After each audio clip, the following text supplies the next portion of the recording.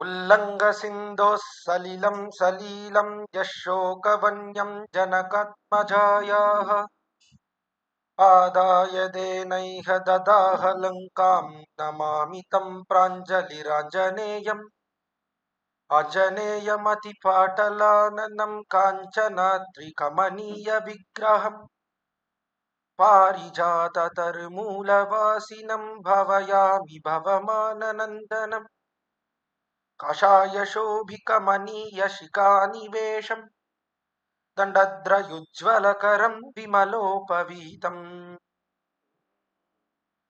उद्यद्दिनेशनिभमुल्लसदुर्ध्वपुण्ड्रम् रूपं तवस्तु यतिराजदृशुर्ममग्रे श्रीमत्यै विष्णुचित्तार्यमनोनन्दनहेतवे नन्दनन्दनसुन्दर्यै गोदायै नित्यमङ्गलम् मङ्गलं कोसलेन्द्राय महनीय गुणात्मने चक्रवर्ति तनूजाय सार्वभौमाय मङ्गलम् मादृशा किञ्चन त्राणबद्ध कङ्कणपाणये भगिन्यै यतिराजस्या गोदायै नित्यमङ्गलम् श्रीमते रम्यजामातृमुनीन्द्राय महात्मने श्रीरङ्गवासिने भूयात् नित्यश्रीः नित्यमङ्गलम्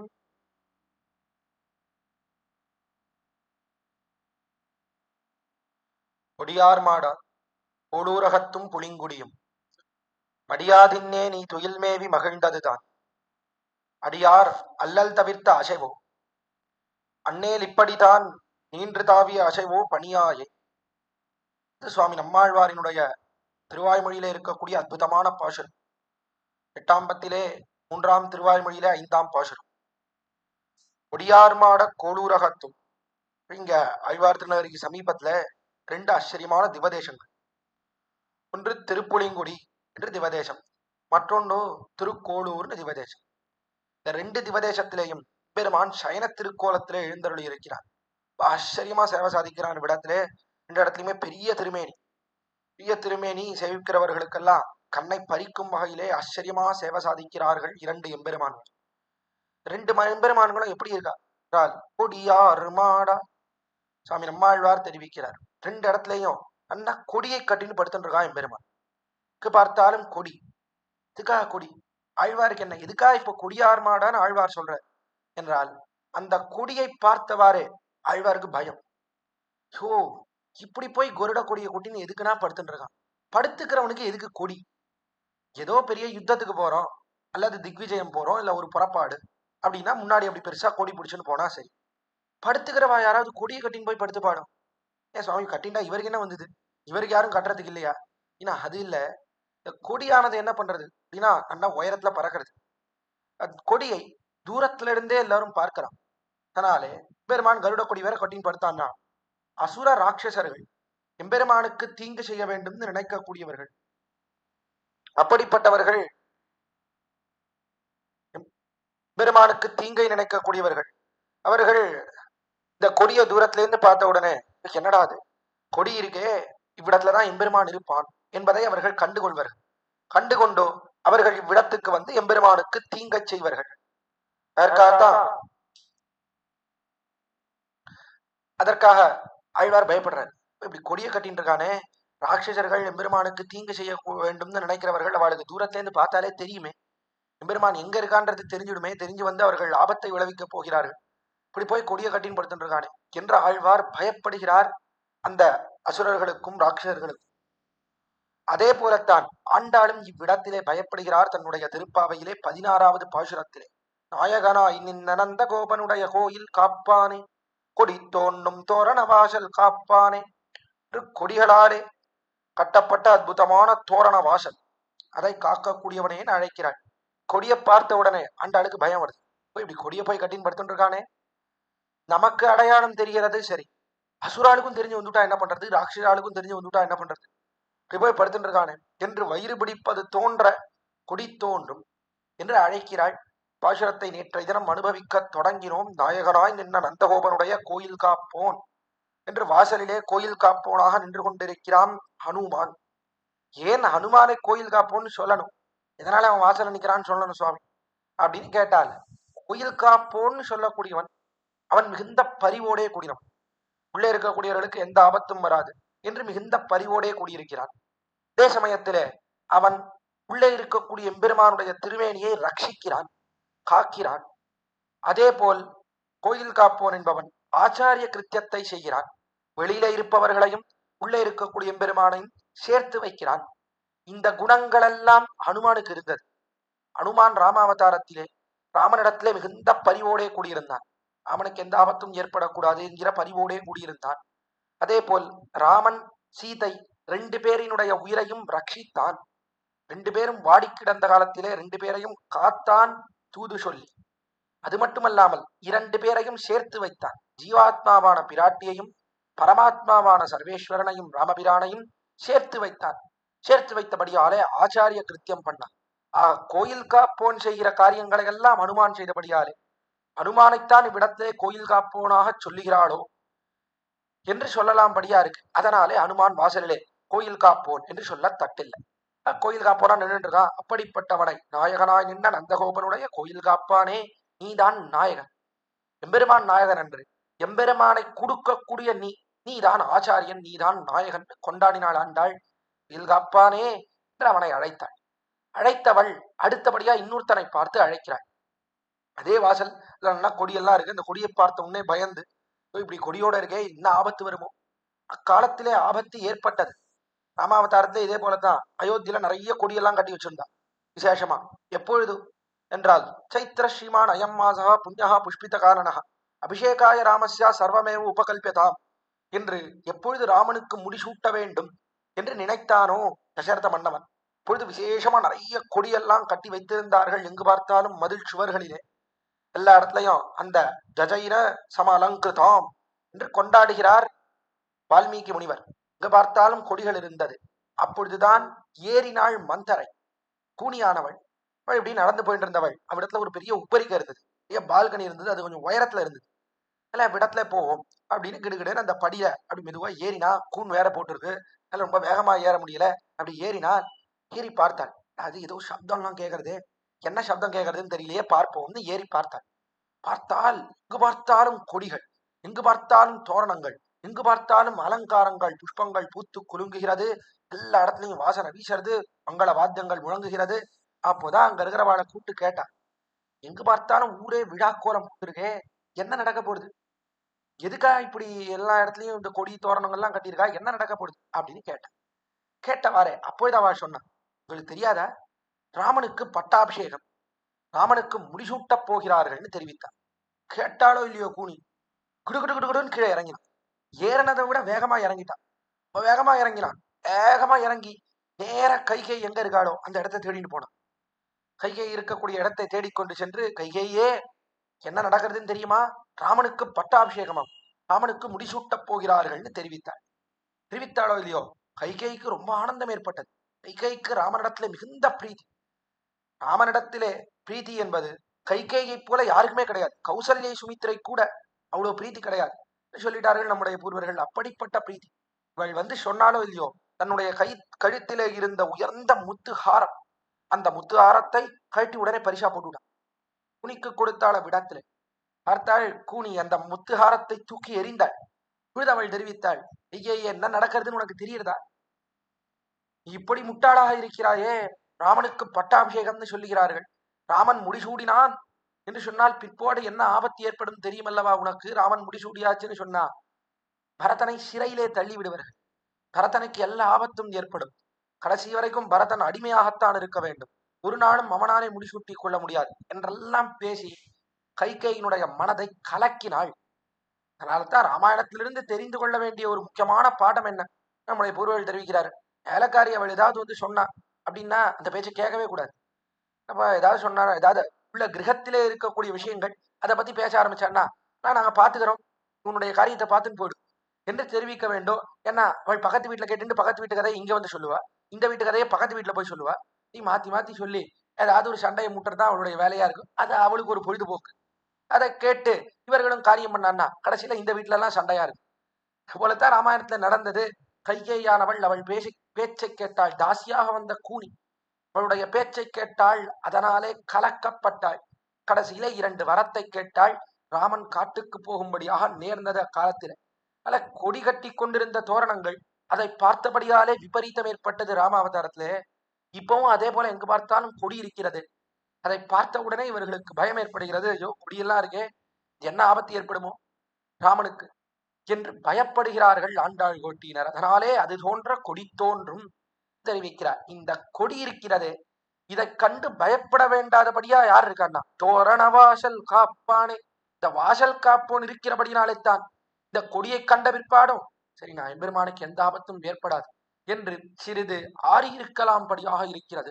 வாசல் காப்பானே என்று அழைக்கிறார். வாசல் காப்பானேன்னு ஏன் அழைக்கிறார் அப்படின்னா அவன் செய்கிற தொழிலை இட்டே அழைக்கிறாள். தனியா பேரை இட்டு அழைக்கவில்லை, செய்கிற காரியத்தை இட்டு அழைக்கிறாள். அதை வைத்துத்தான் அவனுக்கு பெருமை. பெருமானுக்கு அடியவன் என்று சொன்னால் எதனாலே பெருமை என்றால் அவனுக்கு அடிமை தொழில் செய்கிறபடினாலே தான் இவனுக்கு பெருமை. அவனுக்கு சேஷ கிருத்தியம், சேஷபூதன் அடிமை என்பதற்கு சேர தொழில் பண்ணணும், அவனுக்கு கைங்கரியங்கள் பண்ணணும். பண்ணால் அதுதான் இவனுக்கு ஸ்வரூப லாபம். அதை வைத்துத்தான் இவனை கொண்டாட முடியும். இவன் கைங்கரியம் பண்ணுகிறபடியாலே, காயில் காப்போனாக நிற்கிறபடியாலே அத்தையிட்டே இவனை கொண்டாடுகிறாள் ஆண்டாள். கொடி தோன்னும் தோரண வாசல் காப்பானே. இந்த வாசல் காப்போன்றவன் யார்? ஒருத்தன் ஹனுமான், நந்தகோபனுடைய கோயில் காப்பானேன்னு அவனை அழைச்சுட்டான். இவ்விடத்துல கொடி தோன்னும் தோரண வாசல் காப்பான் என்றாடே, இவன் யார் என்றால் அக்காலத்திலே ராமாயண காலத்திலே சமுத்திரக்கரையிலே ராமன் எழுந்தருளி இருந்தான். எழுந்தருளி இருந்த காலத்திலே விபீஷண ஆழ்வான் ஆகாஷ்ல வந்து நின்றான். என்னை சேர்த்துக் கொள்ள வேண்டும், நிவேதிதம் ஆம் சிப்ரம் விபீஷணம் உபஸ்திதம் என்று சொல்லிக் கொண்டு வந்து நின்றான். சொல்லிக் கொண்டு வந்த காலத்துல ஒருத்தர் ஒண்ணு சொல்ல ஆரம்பிச்சா, அப்பொழுது சுக்ரீவ மகாராஜன் சொன்னா அதெல்லாம் கிடையாது, ஒரு காலத்துல இவனை சேர்த்துக் கொள்ளக்கூடாது, இவன் சத்ருவ கோஷ்டியிலிருந்து வந்திருக்கிறான், சேர்த்துக் கொள்ளக்கூடாதுன்னு தெரிவித்தான். அப்பொழுது அவ்விடத்திலே இருந்த அங்கதன், வாலியினுடைய பிள்ளையாக இருக்கக்கூடியவன், அவன் தெரிவித்தான், சத்ரோஷகாஷாத் சம்பிராப்தா சர்வதா சங்கேயவை. அவன் தெரிவித்த வார்த்தை சத்ரோஷகாஷாத், இவன் சத்ருவினுடைய கோஷ்டியிலிருந்து வந்திருக்கிறான், அதனாலே இவன் எல்லா விதத்தாலேயும் சந்தேகிக்க தகுந்தவன், சந்தேகப்பட தகுந்தவன் அப்படின்னு சொன்னார் அங்கதன். அதெல்லாம் விசாரித்தாரன் நம்முடைய பூர்வர்கள். இப்போ சத்ருவினுடைய கோட்டிலேருந்து வந்திருக்கான்னு சொல்றானே, இவன் சத்ருவா? அங்கதனுக்கு விபீஷணன் உண்மையிலேயே சத்ருவா என்று கேட்டால் அப்படி ஒன்றும் தெரியல. ஏன்னா வாலியும் ராவணனும் அக்னி சாட்சிகமாக கைகுலுக்கி இருக்கிறார்கள். 2 பேரும் உத்த நண்பர்கள். வாலியும் ராவணனுக்கும் முதல்ல சண்டை ஏற்பட்டது. பிற்பாடு வாலியினுடைய வீரத்தை பார்த்து கண்டு வச்சு 2 பேரும் கைகுலுக்கினார்கள், தோழர்கள்னு கொண்டிருந்தார்கள். வாலியினுடைய பிள்ளை அங்கதன் தான். அப்போ வாலிக்கு நண்பன்னா ராவணன் அங்கதனுக்கும் நண்பன் தானே. அதனால அங்கதனுடைய நண்பன் ராவணன் அவனுடைய கோட்டிலிருந்து வந்திருக்கிறான்னா நண்பனுடைய கோட்டிலிருந்து வந்திருக்கிறான்னு சொல்லாமல் சத்ருவினுடைய கோட்டிலிருந்து வந்திருக்கிறான்னு சொன்னான். எதனாலே எப்படி சொன்னான் என்றால், ராமனுக்கு சத்ருவானபடியாலே தனக்கும் சத்ரு. அடியார்களுக்கு தனியா சத்ருன்னு ஒண்ணு கிடையவே கிடையாது. அடியார்களுக்கு யார் சத்ருவா இருக்கா என்றால், எம்பெருமானுக்கு யார் சத்ருவா இருக்காளோ, எம்பெருமானை யார் விரோதிக்கிறார்களோ அவர்களை தனக்கு சத்ருவாக நினைக்கிறார்கள் எம்பெருமானுடைய அடியார்கள். இதேதான் எம்பெருமான் விஷயத்தையும். எம்பெருமானுக்கு யார் சத்ரு என்றால், எம்பெருமானுக்கு சத்ரு யாரும் கிடையாது. அடியார்களுக்கு சத்ருவை தனக்கு சத்ருவாக நினைக்கிறான் எம்பெருமான். இதே போல அடியார்கள் எம்பெருமானுடைய சத்ருவை தனக்கு சத்ருவா நினைக்கிறான். ஆனா இந்த அங்கதன் ராவணன் கோட்டிலிருந்து வந்தபடியாலே விபீஷணன் சத்ரு கோட்டிலிருந்து வந்தவன். ஆனா எல்லா விதத்தாலேயும் சந்தேகப்பட தகுந்தவன், அவனை ஒரு காலத்திலேயும் சேர்த்து கொள்ளக்கூடாது என்று பலபடியாக பேசினான விடத்திலே அங்கதன் இருந்து என்ன தெரிகிறதுன்னா, மிகுந்த பரிவோடே கூடியிருந்தான். ராமனுடைய திருமேனியிலே அவனுக்கு எந்த ஆபத்தும் ஏற்படக்கூடாது, வந்தவனை அப்படி சந்தேகிக்காமல் சேர்த்து கொள்ளக்கூடாது, எல்லா விதத்தாலேயும் ஆராய்ந்து பார்த்து வந்தவன் சேர்த்து கொள்ள தகுந்தவனா, உள்ளே புக விடலாமா ராமகோட்டியிலே என்பதை ஆராய்ந்து பார்த்துத்தான் உள்ளே அனுமதிக்க வேண்டும் என்பதிலே உறுதியோடே கூடியிருந்தான் ஸ்ரீ அங்கதன். அதனாலே அவனே வாயில் காப்போனார். குடித்தோன்னும் தோரண வாசல் காப்போன் என்று இன்னொருத்தன் அங்கதனா நின்றது. ஏன் அப்படின்னா, ராமனிடத்துல இருக்கக்கூடிய பரிவு, எந்த பிரீதி ராமனிடத்துல, யாரும் உள்ளே சென்று ராமனுக்கு எந்த ஆபத்தையும் ஏற்படுத்தக்கூடாது என்கிற பரிவினாலேயும் அவனை காக்கக்கூடிய பலம் இருந்தபடியாலேயும் இந்த பலத்தோடைய கூடினவன் அங்கதன். அதனாலே ராமனுடைய பிரீதிக்கு விஷயமானவன் அங்கதன். அவன் வாசல்ல நின்று கொண்டிருக்கிறான். யார் வந்தாலும் உள்ள விடலாமா வேண்டாமா என்று ஆராய்ந்து பார்த்து, எல்லா விதத்தாலையும் சந்தேகித்து ஆராய்ந்து பார்த்து, இவர்கள் நல்ல எண்ணத்தோடே கூடியிருந்தால் மட்டுமே உள்ள விட வேண்டும். என்கிற உறுதியோட வாசல்ல நின்று இருக்கான். ஆனா இவர்கள் அனுமதி பெற்றால்தான் உள்ளே செல்ல முடியும். அதனாலே இவர்கள் இடத்திலே பிரார்த்திக்கிறாள் ஆண்டாள். கொடி தோன்னும் தோரண வாசல் காப்பானே மணிக்கதவம் தாழ்த்திரவாய். நீ மணிக்கதவை திறக்க வேண்டும். மணிக்கதவம் என்று மணிகளாலே ஆன கதவம். ஆச்சரியமா இருக்கு அந்த கதவு. ஏன் ரத்ன கச்சிதமாக இருக்கிறது. இங்கு பார்த்தாலும் ரத்னங்கள் எல்லாம் பதிக்கப்பட்டிருக்கு. இந்த கதவை பார்த்தா கதவை தாண்டி உள்ள போவே முடியாது யாராலையும். அயோத்தியில பெரிய வாசல் இருந்தது. சததந்த புரத்வாரம் கொண்டாடுகிறார் வால்மீகி முனிவர். சததந்த புரத்வாரம்னு அந்த ராமனுடைய அந்த புறத்தினுடைய மாளிகை கதவு இருக்கே, பெரிய கதவு, அழகான கதவு. ஒருவேளை யாராவது பெருமானுக்கு தீங்கு விளைவிக்க வேண்டும், அவனுக்கு ஏதேனும் ஆபத்தை விளைவிக்க வேண்டும்னு வந்திருந்தால் இந்த கதவை பார்த்த உடனே என்ன ஆகும்னா, இந்த கதவை பார்த்து அப்படியே நின்றுடுவான். கதவினுடைய அழகை பார்த்துட்டு என்ன அழகா இருக்கு இந்த கதவு, இவ்வளவு அழகா இருக்கே, இவ்வளவு அழகா இருக்கே அப்படின்னு அதை ரசிச்சுட்டு அங்கேயே நின்றுடுவான். அங்க வந்த காரியத்தை மறந்துடுவான். அவளால உள்ளே நுழைய முடியாது. உள்ள நுழைந்து எம்பெருமானுக்கு ஒரு தீங்கே விளைவிக்க முடியாது. அப்படிப்பட்ட கதவு. அதை தாண்டி செல்வது இருக்கிறதே சாதாரணம் கிடையாது. அப்படிப்பட்ட ரொம்ப அழகான கதவாக இருக்கிறது அயோத்தியிலே இருந்த கதவு. பொன்னியலும் மாட கவாடம் கடந்து புக்கு என்னுடைய கண்களிப்ப நோக்கினேன். பெரிய திருமணல தெரிவிக்கிறார் திருமங்கையாழ்வார். நாச்சியார் கோயில் திருநறையூர் திவதேசம். இந்த திவதேசத்துக்கு போனார், இடத்துல கொண்டாடுறார். பொன்னியலும் மாட ஆச்சரியமா சொர்ண கச்சிதமான கதவு. இந்த கதவு எப்படி இருக்குன்னா, கவாடம் கடந்து புக்கு. கதவு இருக்கே, கஷ்டப்பட்டு தாண்டி உள்ள போனேன். தாண்டி போறதுன்றது சாதாரணம் இல்ல. கதவை பார்த்தா அப்படியே நின்றுடும். இந்த கதவை தாண்டி உள்ள போறது இருக்கே ரொம்ப கஷ்டம். உள்ள போனா வெளில வர முடியுமாண்ணா? வெளில வரவே முடியாது. ஏன் அப்படின்னா, உள்ள இருக்கிறவன் எப்படி இருக்கான்? மணிவண்ணன் மேல சொல்ல போறான். மணிவண்ணன் அப்படின்னு அவன் இதை காட்டுல ரொம்ப அழகா இருக்கான். கதவை என்ன அழகுன்னா, அவன் மிகுந்த சுந்தரனா இருக்கான், ரொம்ப அழகா இருக்கான். உள்ள போய் அவனை பார்த்துட்டா அப்படியே நிக்க வேண்டியதான். உள்ள அந்த அழகை பார்த்து அப்படியே மெய்மறந்து என்ன அழகு என்ன அழகு அப்படின்னு நின்றுட்டே இருக்கணும். வெளில வர முடியாது, உள்ள போக முடியாது. உள்ள போனா வெளில வர முடியாது. இப்படிப்பட்டது மாளிகைன்னு ஆச்சரியமா வர்ணிக்கிறார்கள் நம்முடைய பூர்வர்கள். அப்படிப்பட்ட கதவு இருந்தது அயோத்தியில. அதே கதை இடத்துலயும் இருக்கு. அதனாலே மணிக்கதவம் ஆண்டாள் கொண்டாடுகிறாள். அந்த மணிக்கதவத்தினுடைய தாழ்த்திரவாய், கூட்டை திறந்து எங்களை உள்ளே விட வேண்டும் என்று ஆண்டாள் பிரார்த்தித்தாள். பிரார்த்தித்தவாறே அவன் கேட்டான், உள்ள விடு உள்ள விடுன்றே, நடுராத்திரியில வந்து உள்ள விடுனா உள்ள விட முடியுமா? நீங்கள் யார், எப்படிப்பட்டவர்கள், இதெல்லாம் சொல்லுங்க, உள்ள விடலாமா வேண்டாமான்னு நான் யோசிக்கிறேன் என்று தெரிவித்தான் அங்கதன். தெரிவித்தவாறே ஆண்டாள் கோட்டினார் தெரிவித்தார். இல்ல, நீ சொல்லக்கூடாது. நாங்கள் எம்பெருமானுக்கு தீங்கு விளைவிக்க வரவில்லை. நாங்கள் எம்பெருமானை ரட்சிப்பதற்காக வந்திருக்கிறோம், அவனுக்கு திருப்பல்லாண்டு பாடுவதற்காக வந்திருக்கிறோம்னு மேற்கொண்டு தெரிவிக்கிறாள். பலபடியாக பேசினாள் ஆண்டாள். இதனாலே நீ இப்படி தடுக்கிறாய். உள்ளே ஆபத்துக்கெல்லாம் பயம் பயானாம் அபகானி என்று பயத்தையெல்லாம் போக்கக்கூடியவன் உள்ளே கிடக்கும் போது ஏன் இவ்வளவு கலங்குகிறாய்? இது என்ன துவாபரயுகமா? இது என்ன தசரதன் இல்லாத தேசமா?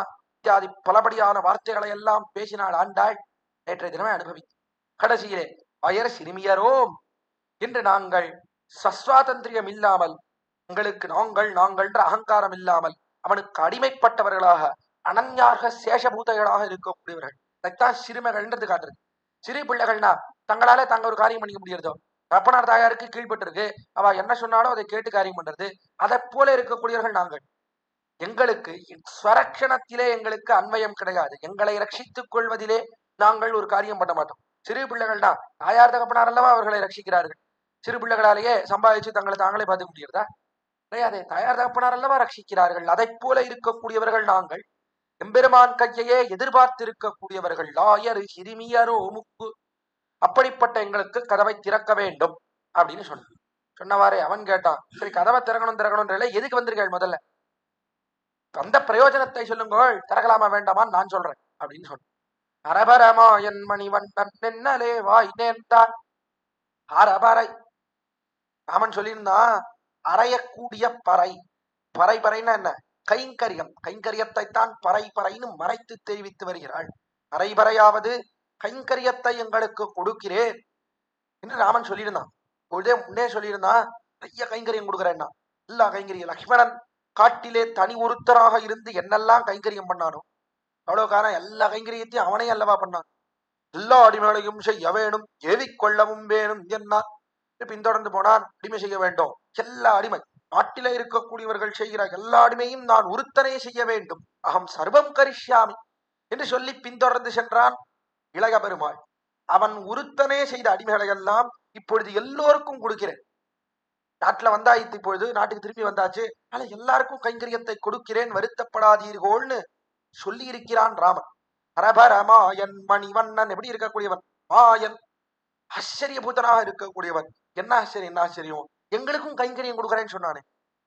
நாங்களெல்லாம் எப்படி இருக்கக்கூடியவர்கள்? ஒருத்தர் எங்களுடைய சுபாவத்தை பார்த்தாயா? இடத்துல பார், இருக்கக்கூடியவர் யார்?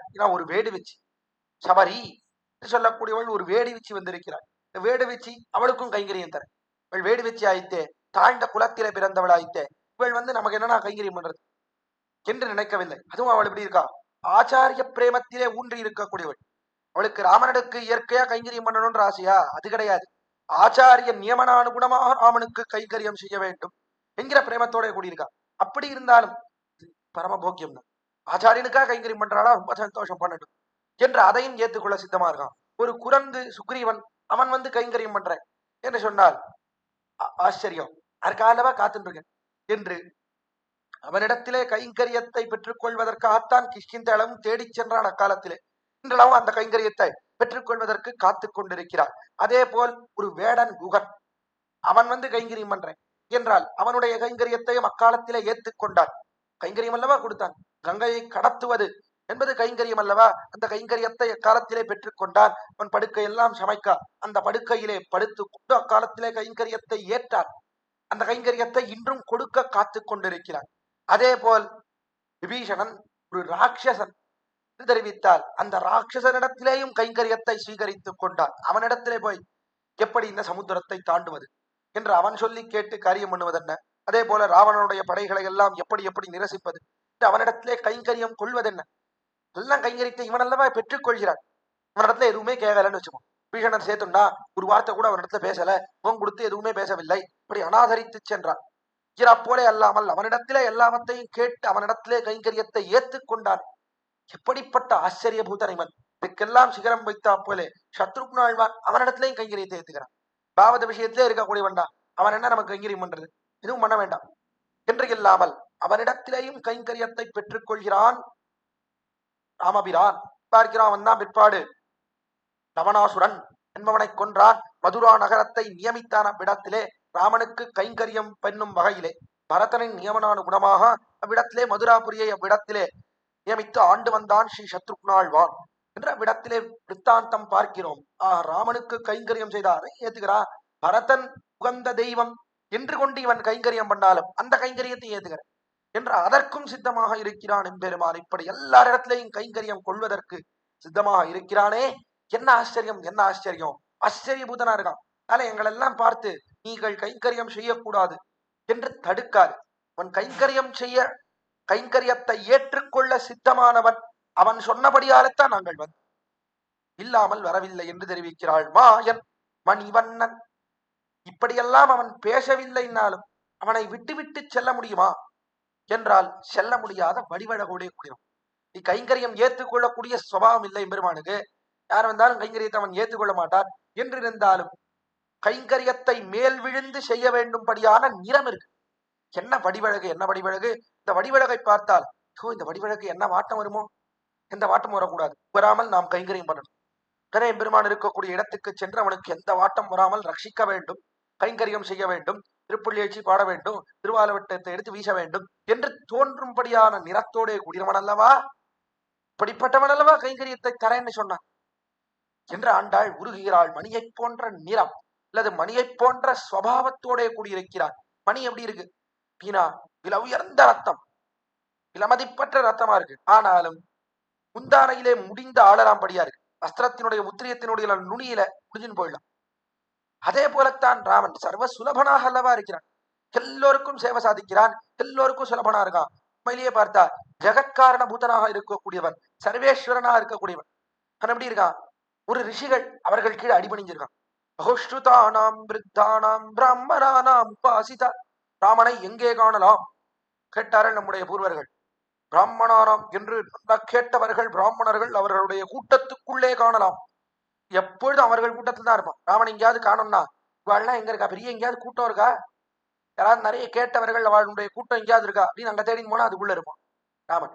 அப்படி இருந்து அவர்களுக்கு விதேயனாக இருந்து அவர்கள் சொல்வதையெல்லாம் கேட்டு அடிபணிந்து அவர்களுக்கு கீழே இருந்து அவர்கள் கைவழி மண்ணாக சொல்வதையெல்லாம் கேட்டு நடக்கக்கூடியவனாக அல்லவா இருக்கிறான். மணிவண்ணனாக இருக்கிறான், மணியைப் போன்றவனாக இருக்கிறான். இப்படி அவர்களுக்கு மட்டுமல்லாமல் ஒரு குரங்கு சுக்ரீவன் அவன் சொன்னாலும் கேட்கிறான், விபீஷணன் அவன் சொன்னாலும் கேட்கிறான், வேடன் அவன் சொன்னாலும் கேட்கிறான். இப்படி எல்லோரும் சொல்வதையும் கேட்டுக்கொண்டோ பரம சுலபனாக இருக்கிறான். இளமதிப்பற்ற ரத்னம் அது எப்படி சுலபமா இருக்குமோ அதை போலே சுலபனாக இருக்கிறானாக மணியை போன்ற ஸ்வபாவத்தோடையும் கூடியிருக்கிறான்.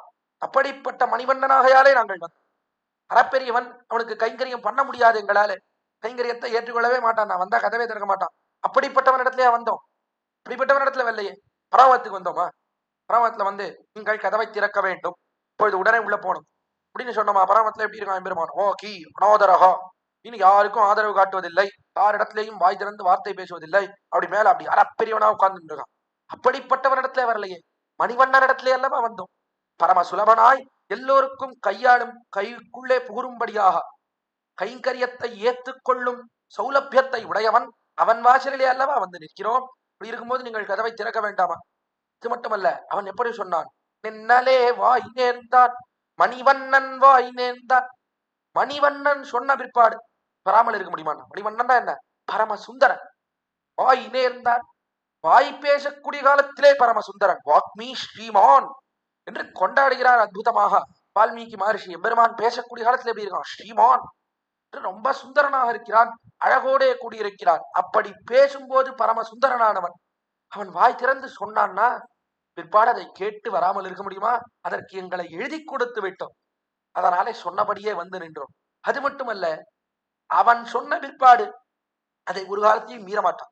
ஒருவேளை கிருஷ்ணன் சொல்லி இருந்தார் அப்படின்னு சொன்னா நாங்கள் யோசிக்கிறோம், நடா கிருஷ்ணன் வர சொல்றானே, போலாமா வேண்டாமா, இத போல பல பேர்கிட்ட சொல்லியிருப்பானே இவன், நாம போய் நிக்கிறதா இல்ல வேற யாராவது ஆல்ரெடி அப்பாயின்மெண்ட்ல இருப்பாளா உள்ள அப்படின்னு இப்படி பலபடியா யோசிக்கிறோம். நான் சொன்னா ஒரு பெண் பிள்ளை கிட்ட சொன்னா, கிழிய ஒரு நாள் தெரிவித்தேன், மார்மலர் குண்டில் புலரணிந்தேன் வசுதேவா உன் வரவு பார்த்தேன். யமுனைக்கரையில ஒருத்தி போய் நின்னா, ஏர் மலர் பூங்குழல் ஆயர் மாதர் எனக்கு பலர் உள்ள இவ்வூரில் உந்தன் மார்புதழுவிதற் காசையின்மை அறிந்தறிந்தே உந்தன் பொய்யை கேட்டு கூர்மல போல் பணி கூதலைதி கூசிலடுங்கிய முனையாட்டின் வார்மலர் குன்னில் புலரணிந்தேன் வசுதேவா உன் வரவு பார்த்து. போனாள், போய் யமுனைக்கரையில நின்றுருந்து அறிந்தறிந்தே. நிறைய பெண்கள்லாம் இருக்கா இந்த ஊர்ல, கண்ணன் எங்கன்னா நம்மோட வந்து அனுபவத்தை பண்ண போறான் அப்படின்னு நன்னா தெரியும். இருந்தாலும் அறிந்தறிந்தே உந்தன் பொய்யை கேட்டு நன்னா தெரியும், கண்ணன் கண்டிப்பா வரமாட்டான்னு தெரியும். இருந்தாலும் அவன் சொல்றது பொய் தான்னு தெரியும். இருந்தாலும் ஒரு நப்பாசு, ஒருவேளை வருவானோ அப்படின்னு நப்பாசு. அதனால வந்து நின்று கூர்மழ போல் படி கூதலை தீ கூசி நடுங்கிய முனையாத்தின் என்று பணியானது குத்துகிறது, வேலை போலே குத்துகிறது. அப்படி குத்த நின்னேன். பர்மணல் குன்னில் புலர் அணிந்தேன் என்று யமுனைக்கரையிலே மணல் குன்னிலே புலர் அணிந்தேன்.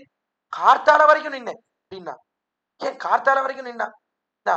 ஒருவேளை கிளம்பி போன அப்புறம், கிளம்பி போயிட்டியா, கொஞ்சம் நேரம் ஆயிடுத்து, இப்பதான் வந்தேன், நீ கிளம்பி போயிட்டியா, ஒரு அரை மணி நேரம் கழிச்சு வந்தேனே, உன்னை காணமே அப்படின்னு சொல்லிட்டானா என்ன பண்றது? அதுக்காக நின்றுதான். வா சுதேவா, வசுதேவர் பெற்ற பிள்ளையே, வசுதேவர் சத்தியம் பேசுறாரே, அதனால இவனும் சத்தியம் பேசி ஒருவேளை வந்துடுவானோ என்கிற ஒரு நப்பாசையிலே நின்று கொண்டிருந்தார். நான் கடைசியில என்னாச்சு? கடைசி வரைக்கும் வரவே இல்லை. இப்படி இருக்கக்கூடியது கண்ணனுடைய சுபாவம். அதனால அவன் வருவான்னு சொன்னா அவன் வார்த்தையை நம்ப முடியுமா? நம்ப முடியாது. ஆனால் இவர் எப்படி இருக்கக்கூடியவன்? ராமன் பாடமிக்கேவ வக்ஷதி, இவனே தெரிவிக்கிறான், கைகேயின் இடத்திலே தெரிவிக்கிறான். வந்து நின்றான், காட்டுக்கு புறப்பட வேண்டும் வந்து நின்றான். நின்றவாறே அப்பொழுது தெரிவித்தாள் கைகை. தகப்பனார் ஒரு அபிப்பிராயத்தோட கூடியிருக்காரு. தகப்பனாரால பேச முடியல, தசரதனால அப்படியே சோர்ந்து போயிருக்கான். பொழுது கைகேயானவள் பேசுகிறாள். காட்டுக்கு கிளம்புகிற அன்றைய தினம் காலை வேளையில சுமந்திரன் கூட்டின் வரா. அப்பொழுது வந்து நின்றான் ராமன் கோப கிரகத்திலே. என்ற காலத்தில் அப்பொழுது கைகேயை தெரிவித்தாள், அப்பா ஒண்ணு சொல்லணும்னு நினைக்கிறார், நான் அவரால் சொல்ல முடியல, அதை நான் சொன்னால் நீ மறுக்காமல் செய்வையா என்று தெரிவித்தாள். கெட்ட காலத்துல அப்பொழுது ராமன் தெரிவித்தான், எதை வேண்டுமானாலும் சொல்லும், கட்டாயம் பண்ணுவேன், மறுக்காமல் செய்வேன், நீர் ஒன்னு சொல்லி கேட்காமல் இருந்தேன் என்பதே கிடையாது, கட்டாயம் பண்ணுவேன், அதனாலே நீர் சொல்லும் என்று தெரிவித்தான். சொல்லி என்ன பண்ணான்? பாடமிக்கேவ பக்ஷதி. அப்பொழுது தெரிவித்தான், நான் ஒரு வார்த்தை சொன்னேன், நான் ஒரு பிரதிஜை செய்தேன்னா அதை மீறினேன் என்பதே கிடையாது, உனக்கு வாக்கு கொடுக்குறேனா, காட்டுக்கு போறேன்னு சொல்லிட்டான். இப்பொழுது தெரிவித்தாள் கைகை, நீ காட்டுக்கு செல்ல வேண்டும் தான், காட்டுக்கு போறேன்னு தெரிவித்தான். கட்டாயம் போவியா அப்படின்னு கேட்டான். கேட்ட காலத்தில் ராமன் தெரிவித்தான், கட்டாயம் போவேன், நான் சொல்லி போகாமல் இருந்தேன் என்பதே கிடையாது, பாடமிக்கேவ பக்ஷதி என்று சொன்னால் நான் சொன்ன வார்த்தை ஒரு காலத்திலையும் பொய்க்காது. ஒரு வார்த்தை சொன்னேன், திருப்பி வேறொரு தடவை வேறு ஒரு வார்த்தை சொன்னேன் என்பதே கிடையாது. சொன்னால் கட்டாயம் செய்தே தீருவேன். அவனுக்கு 2 நாக்கு, திருநாபி. திருநாபினா என்ன? 2வது நாக்கு என்பதே கிடையாது. ஒரு நாக்கு தான், சொன்னால் கட்டாயம் செய்வேன் என்று தெரிவித்தான விடத்திலே ராமபிரான் ஆச்சரியமான வார்த்தை தெரிவித்தான விடத்தில் பார்க்கிறோம். ராமன் அவன் சொல்லிட்டான்னா கட்டாயம் வந்துள்ளான். என்னாலே வா இன்னே இருந்தான். கண்ணன் சொன்னான்னா யோசிக்கிறோம், ராமன் சொன்னபடியாலே கேள்வியே கிடையாது. அதனாலே நாங்கள் வந்து நின்றோம் என்று தெரிவித்தாள். அன்று தெரிவித்தவாறு அவன் பார்த்தான். சரி வந்துட்டேள், சரி ஏதோ சொல்லியிருக்கான், வந்தேள்னு சொன்னேள், சந்தோஷம். வந்த வரத்தை சொல்லுங்க, எப்படி வந்தேள்னு சொல்லுங்க. சொன்னால் யோசிக்கிறேன், உள்ள உடலாமா வேண்டாமான்னு யோசிக்கிறேன். தெரிவித்தான். தெரிவித்தவாறு இவா தெரிவித்தா, தூயோமாய் வந்தோம், பரிசுத்தியோடே வந்தோம், சுத்தர்களாக வந்தோம் அப்படின்னு தெரிவித்தான். பரிசுத்தியோட வந்தோம் அப்படின்றான். நான் தீர்த்த மாறிட்டு வந்தாளா? கார்த்தால எழுந்து நல்லா குள்ள குளிர குடைந்து நீராடாதேன்னு வேற சொல்றா. நாளை கார்த்தால எழுந்து நல்லா தீர்த்த மாறிட்டு அப்படி வந்தாளா? அதை சொல்றாளா என்றால் அதை இவ்விடத்திலே தெரிவிக்கவில்லை. அந்த பரிசுத்தியை தெரிவிக்கவில்லை.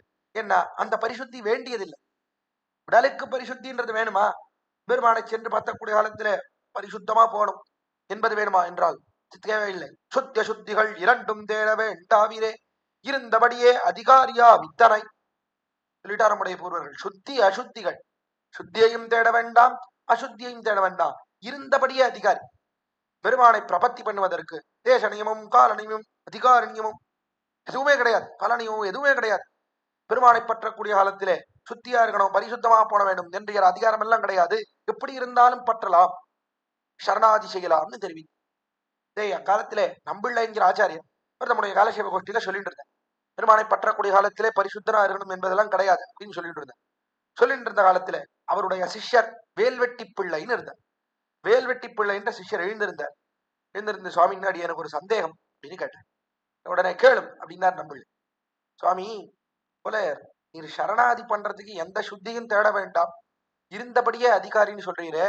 ஆனால் ராமன் அவன் சரணாதி பண்ணான், சமுத்திராச்சரி நோக்கி சரணாதி பண்ணான். எப்படி சரணாதி பண்ணான்? அண்ணா தீர்த்தத்தை எல்லாம் கொண்டு வந்து அண்ணா தீர்த்தமாடி பரிசுத்தமாக நீராடி நன்னா கிழக்கு நோக்கி தர்பையெல்லாம் விரித்து, தரையில உட்காரக்கூடாது அசுத்தி என்று நன்னா தர்பையெல்லாம் விரித்து அதற்கு மேலே நன்னா ஆச்சாரனா உட்கார்ந்து கொண்டு 3 நாள் எதுவுமே சாப்பிடாம அப்படி சுத்தமா இருந்து சமுத்திராஜனை நோக்கி சரணாதி பண்ணானே. அதை பார்த்தால் என்ன தெரியுது? ராமாவதாரன்றது எதுக்காக பண்ண அவதாரம்? அனுஷ்டான பூர்வகமான அவதாரம். எல்லாத்தையும் அனுஷ்டித்து காட்டுறான் ராமன். அப்படி இருக்கும்போது அவன் சமுத்திராஜனை நோக்கி சுத்தமா சரணாதி பண்ணான். என்ன தெரிகிறது? சுத்தியோட சரணாதி பண்ண வேண்டும், அதுதான் தகுந்த முறை. பரிசுத்தமா நன்னா தீர்த்தமாடிட்டு தான் சரணாதி பண்ணும் அப்படின்றதானே தேரது. இருக்கும்போது நீர் என்னவோ சுத்தி தேட வேண்டாம் தேட வேண்டான்றீரே, இது எப்படி பொருந்தும் கேட்டார் வேல்வெட்டி பிள்ளை. கேட்ட உடனே நம்பிள்ளை தெரிவித்தார், ஓய் ராமன் சுத்தியா சரணாதி பண்ணான் அப்படின்னு சொல்றீரே, இந்த சரணாகதியை ராமனுக்கு உபதேசித்தது யார் கேட்டார் நம்பிள்ளை. பார்த்தார் வேல்வெட்டி பிள்ளை. சரணாதி உபதேசித்தது விபீஷணன் தெரிவித்தார். விபீஷணன் உபதேசித்தானே, அவன் சுத்தனா வந்தானா? அவன் தானே சரணாதி பண்ணான். இவனுக்கு சரணாதியை உபதேசித்த விபீஷணன் ஏன் உபதேசித்தான்? தனக்கு சரணாதி பலித்தது என்கிறபடியாலே ராமனுக்கு உபதேசித்தான். அப்படி அவன் சரணாதி பண்ணானே, அண்ணா பரிசுத்தமா கீழே சமுத்திரத்துல நன்னா தீர்த்தமாடி அங்கிருந்து வரா, லங்கையிலிருந்து வரா. பார்த்தாலும் ராட்சசர்கள் மழிந்திருக்கக்கூடிய தேசம், எப்பொழுதும் ரத்தமும் குடலும் சதையுமா இருக்கக்கூடிய தேசம்.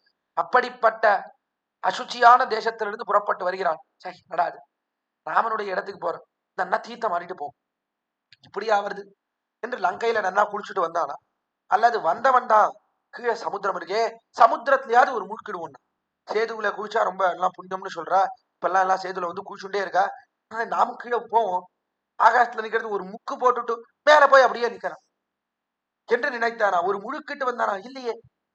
அத போல இல்லையே. சுவாமி அவன் குடிச்சிருப்பானோ என்னவோ. என்ன வால்மீகி சொல்லலை, அதனால விடத்துல அவன் தீர்த்தமாடவில்லை. தீர்த்தமாடாத அல்லவா அவன் நின்றான். இவனுக்கு உபதேசித்த விபீஷணன் அவன் அசுத்தியோட இருந்தான். அவன் செய்தது சரணாதி இல்லையா? அது பலிக்கலையா? அதுல தவறு இருக்கா? அப்போ அவன் சரணாதி செய்தது பலித்தது, அப்ப இவன் சரணாதி செய்தானே, அப்போ என்ன தெரிகிறது இதனால கேட்டார் வேல்வெட்டி பிள்ளை. அப்போ என்ன சுவாமி, அப்போ பீஷணனை போட அசுத்தியோட சரணாதி பண்ணணுமா?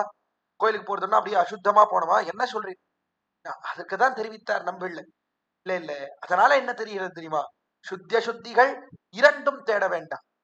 விபீஷணன் அவன் அசுத்தியோட இயற்கையிலேயே அசுத்தியோட கூடியிருந்தான். ராட்சசனா இருந்தா உனக்கு இதை போல தீர்த்தமாடிலாம் பழக்கம் இல்லை. அப்படிப்பட்டவனுக்கு சுத்தி தேட வேண்டாம்.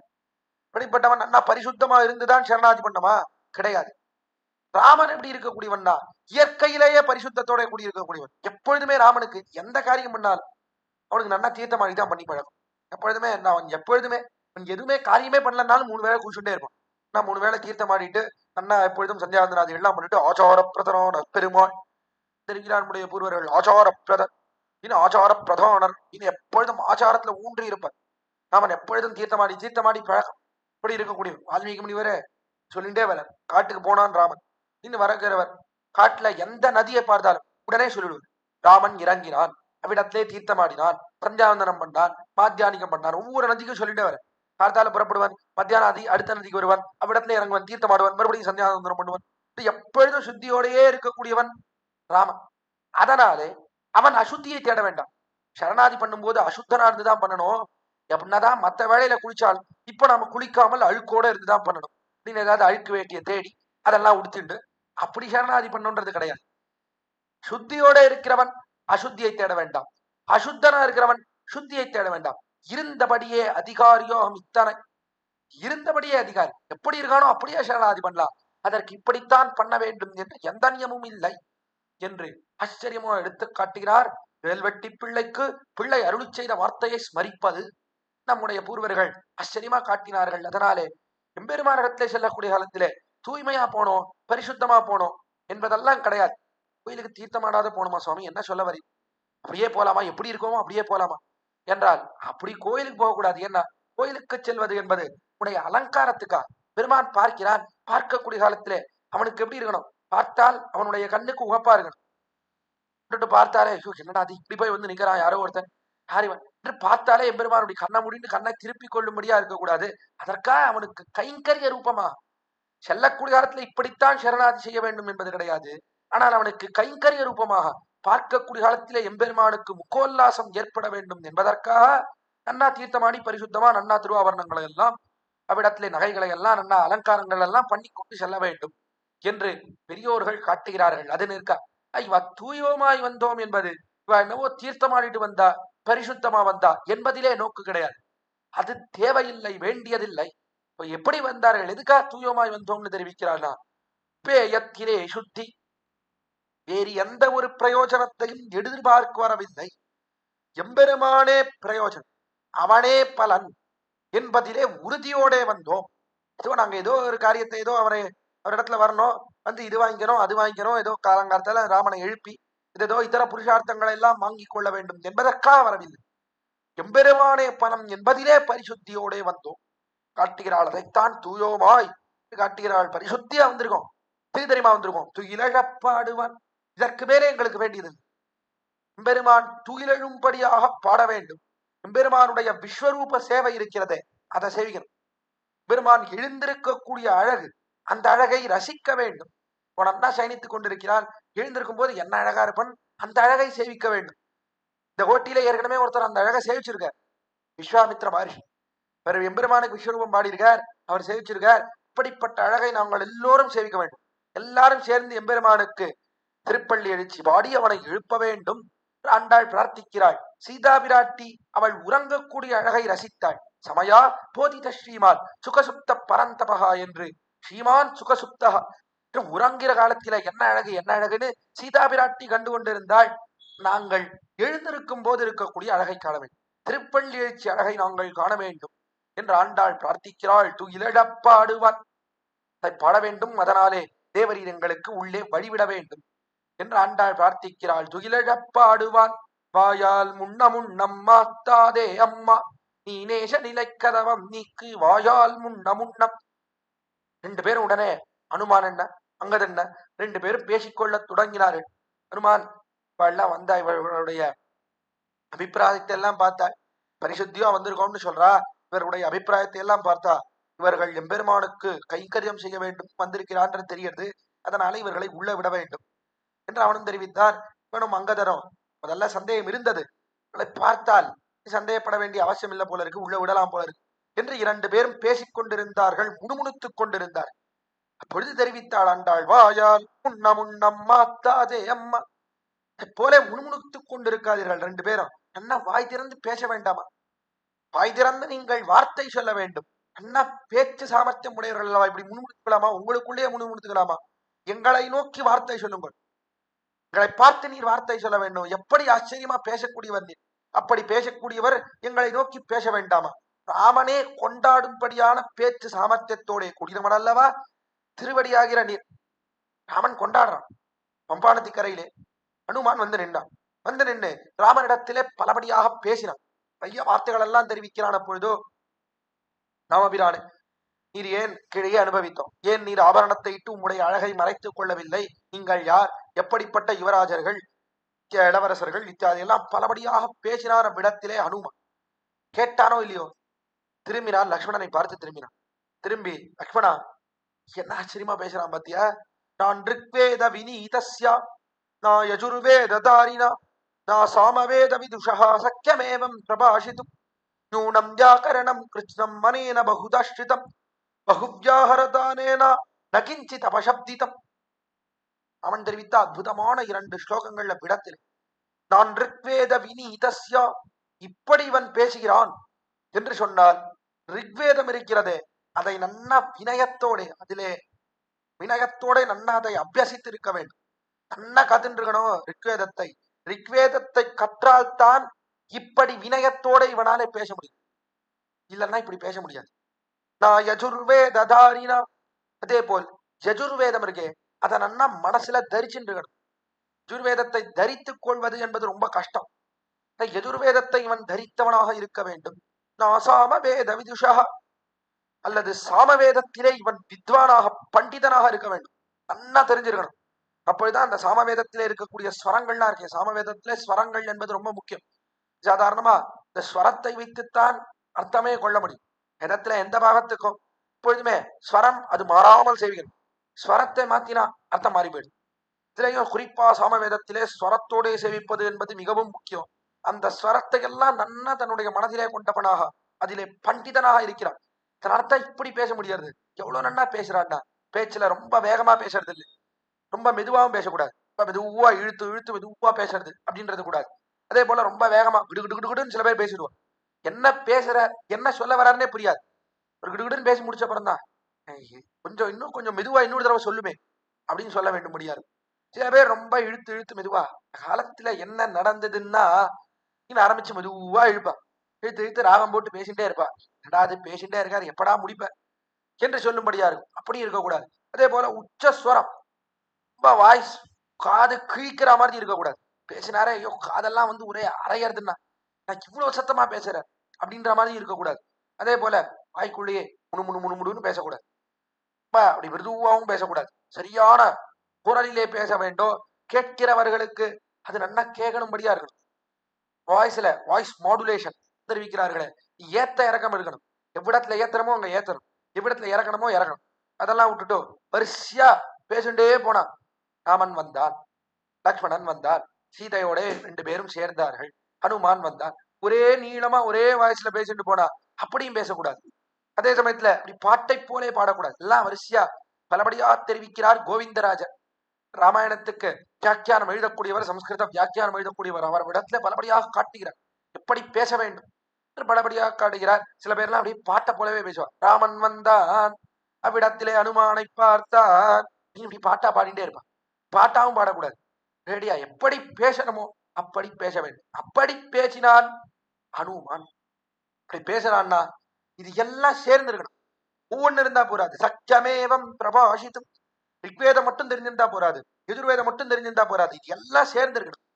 இப்படி இருக்கிறான். இது மட்டும் இல்லைன்னா நூனம் வியாக்கரணம் கிருஷ்ணம், நன்னா வியாக்கரணம் இருக்கிறது, அதை நன்னா கத்துன்னு இருக்கணும்.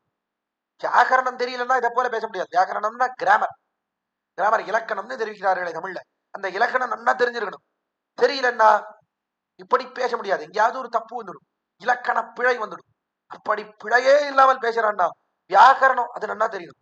வியாக்கரணத்தை கத்துக்கிறதுன்றது சாதாரணம் கிடையாது.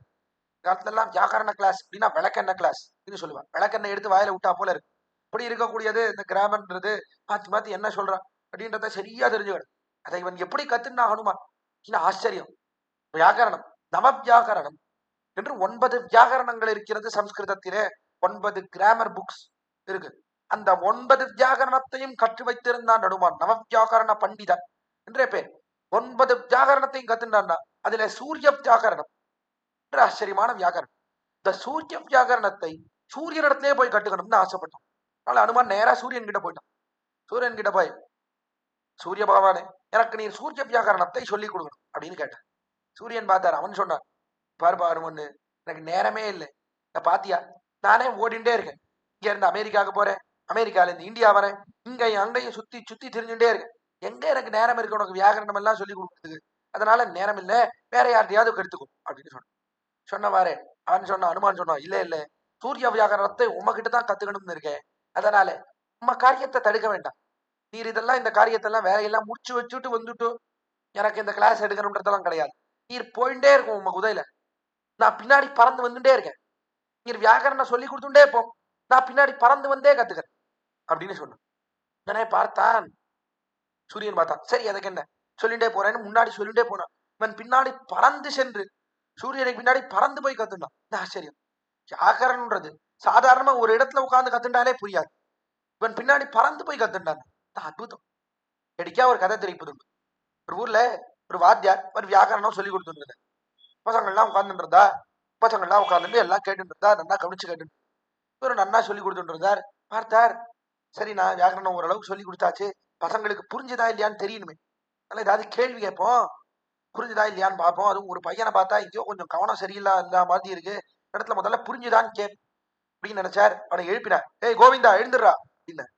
அவனும் எழுந்திருந்தான். சார் சொல்லுங்க சார் அப்படின்னா. உடனே, என்னதா நான் சொல்லி கொடுத்தேனே எல்லாம் மண்டைக்குள்ள நுழைஞ்சுதா, எல்லாம் உள்ள போச்சா இல்லையா, எல்லாம் நுழைஞ்சுதா இல்லையா அப்படின்னு கேட்டேன். கேட்ட உடனே அவன் சொன்னான், சார் எல்லாம் நுழைஞ்சுடுத்து சார், ஆனா வால் மட்டும் நுழையல அப்படின்னா. பார்த்தார் இவர், என்னடா அது வால் மட்டும் நுழையலன்றான், என்ன கத்து கொடுத்ததுல என்ன, நாம என்ன இந்த வால் என்ன சொல்லி கொடுத்தோம், இந்த தலை என்ன, ஒருவேளை தலைன்றது முதல்ல சொல்லி கொடுத்தது, வாழ்ன்றது கடைசியில சொல்லி கொடுத்ததா, என்ன ஒண்ணும் புரியலையே. அவன் கிட்ட போனார். என்னப்பா, எந்த இடம் புரியலையோ, எந்த இடம் மண்டைக்குள்ள நுழையலையோ அதை சொல்லுடா, அதை சொல்லித்தர. வால் எல்லாம் ஒன்னும் புரிய மாட்டேங்கிறது, என்ன சொல்ற, வால் மட்டும் நுழையலன்னா எது நுழையல கேட்டேன். சார் வால் மட்டும் நுழையல சார், இங்க வாங்க காட்டுறேன் அப்படின்னா. உடனே இவன் ஏதோ புக்ல காட்ட போறான் போல இருக்கு அப்படின்னு அவரும் கிட்ட போனா அவன் மேல அப்படி காட்டினான். இங்க பாருங்க சார், மேல ஒரு பொந்து இருக்கு, இந்த பொந்துக்குள்ள ஒரு எலி போனோம்னு ரொம்ப நேரமா உள்ள போயிட்டு இருந்தது. கஷ்டப்பட்டு எப்படியோ நானும் கிளாஸ் ஆரம்பிச்சதுல இருந்து அதுவும் நுழையணும்னு பார்த்துட்டு இருந்து, நானும் எப்படிதான் நுழையிறதுன்னு நானும் பார்த்துட்டு இருந்தேன். சின்ன பொந்து வேற, கடைசியில நீ முடிக்கிறதுக்குள்ள எப்படியோ நுழைஞ்சு கொடுத்து, இன்னும் வால் மட்டும் வெளில நீட்டின்னு இருக்கு, அது மட்டும் நுழையணும் அப்படின்னா. அவன் அடுத்த தலையில அடிச்சுட்டேன். ஆனா பால் கடைசியில முதல்ல இருந்து ஒண்ணுமே கவனிக்கலையா, எலி நுழையிறது தான் பார்த்துட்டு இருந்தியா, ஒரு வியாக்கரணம் கூட கத்துக்கலையா அப்படின்னு தலையில அடிச்சுட்டாருன்னு வேடிக்கையா தெரிவிப்பது உண்டு. இதை போலதான் இருக்கும் வியாகரண கிளாஸ்லாம். வியாகரணம் எடுக்க ஆரம்பிச்சான்னா கவனம் அங்க இருக்காது, எங்கேயோ போயிடும், எலி நுழைஞ்சுதா இல்லையா அப்படின்னு எங்கேயோ கவனம் இருக்கும். அப்படிப்பட்ட வியாகரணத்திலேயும் இவன் என்ன பண்ணான்னா பின்னாடி ஓடி ஓடி சென்று கத்துக்கொண்டான். அப்படிப்பட்ட பண்டிதன் அனுமான். நியூனம் வியாகரணம் கிருத்னம் அனேன பகுதாஸ்ரிதம். பல பேரிடத்திலே கேட்டிருக்கிறான். நிறைய பேர்கிட்ட கேட்கணும், பல பேரிடத்திலே கேட்க வேண்டும், பலபடியாக கேட்க வேண்டும், ஒரு விஷயத்தையே பல முறை கேட்க வேண்டும். அப்படி கேட்டிருக்கிறான். பல கேட்டவர்களிடத்திலே கேட்கணும். நாம் கேட்கிறவர்களிடத்துல முதல்ல யார்கிட்டயாவது போய் கேட்கணும்னா, இவர் கேட்டிருக்காரா முதல்ல, அதை முதல்ல யோசிக்கணும்.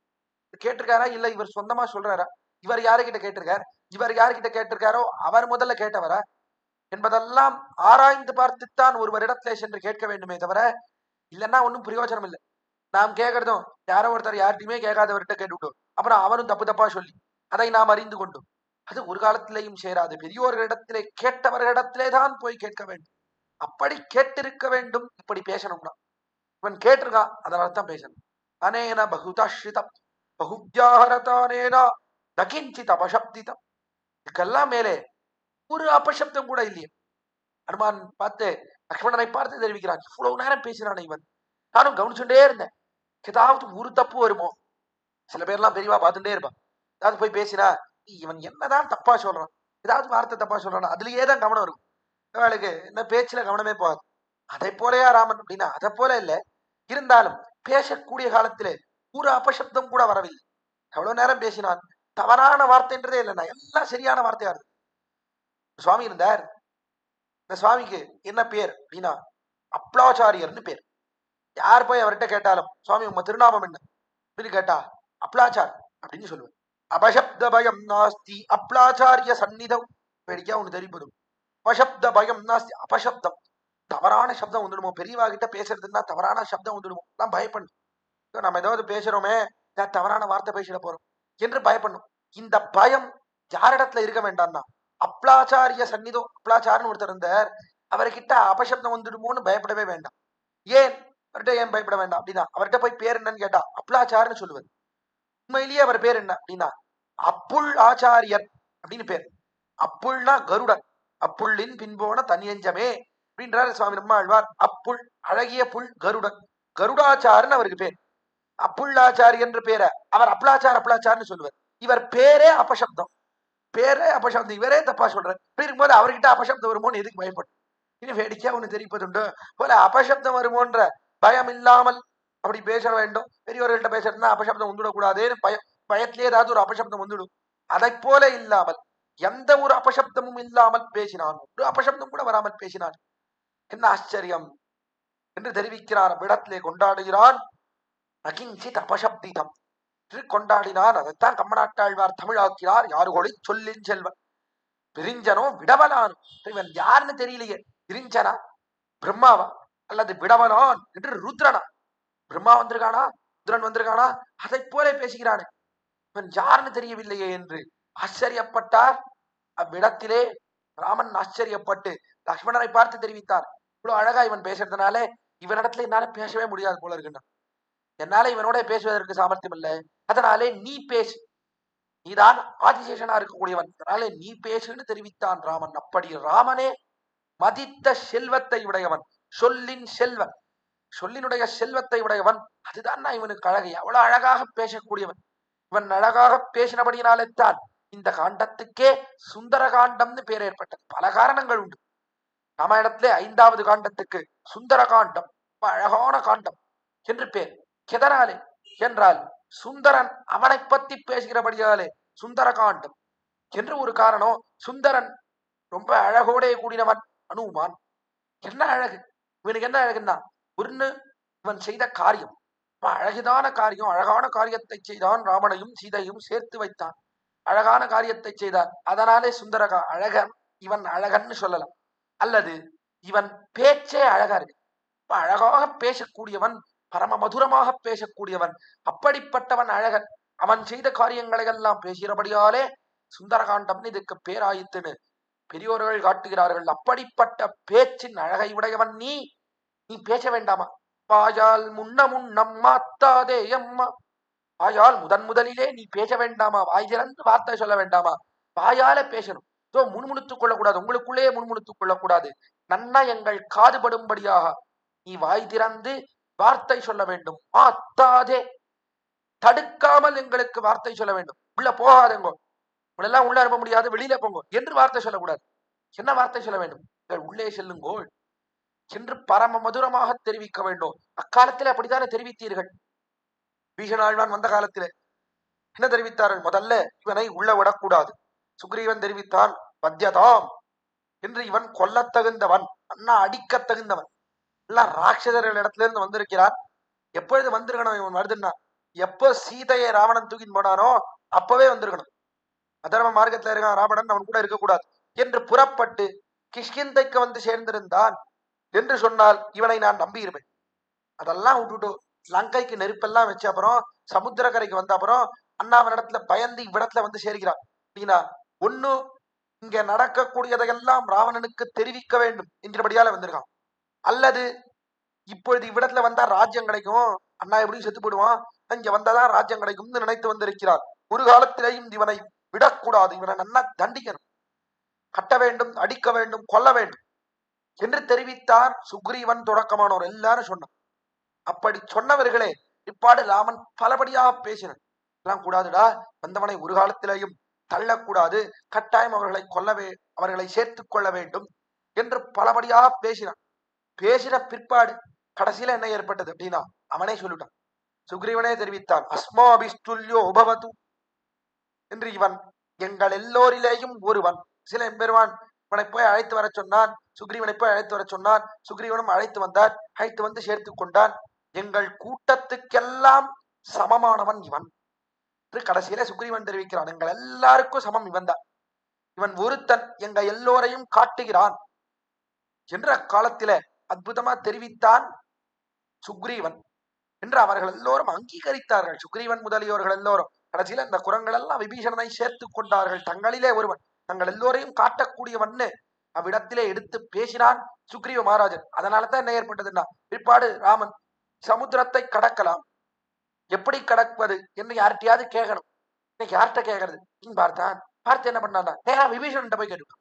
ஏன் விபீஷணன் கேட்டா, இவ்வளவு நாள் கூட சுத்திட்டு இருந்தவன் சுக்ரீவன் தானே, சுக்ரீவன் தானே கேட்டிருக்கணும், ஏன் விபீஷணன் கேட்டான் அப்படின்னா, சுக்ரீவன் என்ன சொல்லியிருந்தான் அப்படின்னா, எங்கள் எல்லோருக்கும் சமம் இவன் அப்படின்னு சொல்லியிருந்தபடியாலே சுக்ரீவனிடத்திலே சென்று கேட்டா, சுக்ரீவனிடத்திலே கேட்காமல் விபீஷணத்துல கேட்டான். ஏன்னா விபீஷணன் எப்படி இருக்கான், பீப்புள்ஸ் ரெப்ரசன்டேட்டிவ் அப்படின்னு சொல்றாளே, எல்லா மக்களுக்கெல்லாம் இவன் தான் பிரதிநிதியாக இருக்கிறான், எல்லோரையும் காட்டி கொடுக்கக்கூடியவனாக இருக்கிறான் என்று கருத்தை சொல்றாளே. இது இப்போ வந்ததல்ல, அப்பவே வந்துடுது டெமோக்ரஸி அப்படின்னு சொல்றாளே. பீப்புள் ரெப்ரசன்டேட்டிவ், இவர் ஒருத்தர் தான் இந்த ஊரையே இவர் தான் காட்டுகிறார், பிரதிநிதியாக இருக்கிறார், ஊருக்கே தலைவராக இருக்கிறார் அப்படின்னு சொல்றதெல்லாம் அப்பவே வந்துடுது.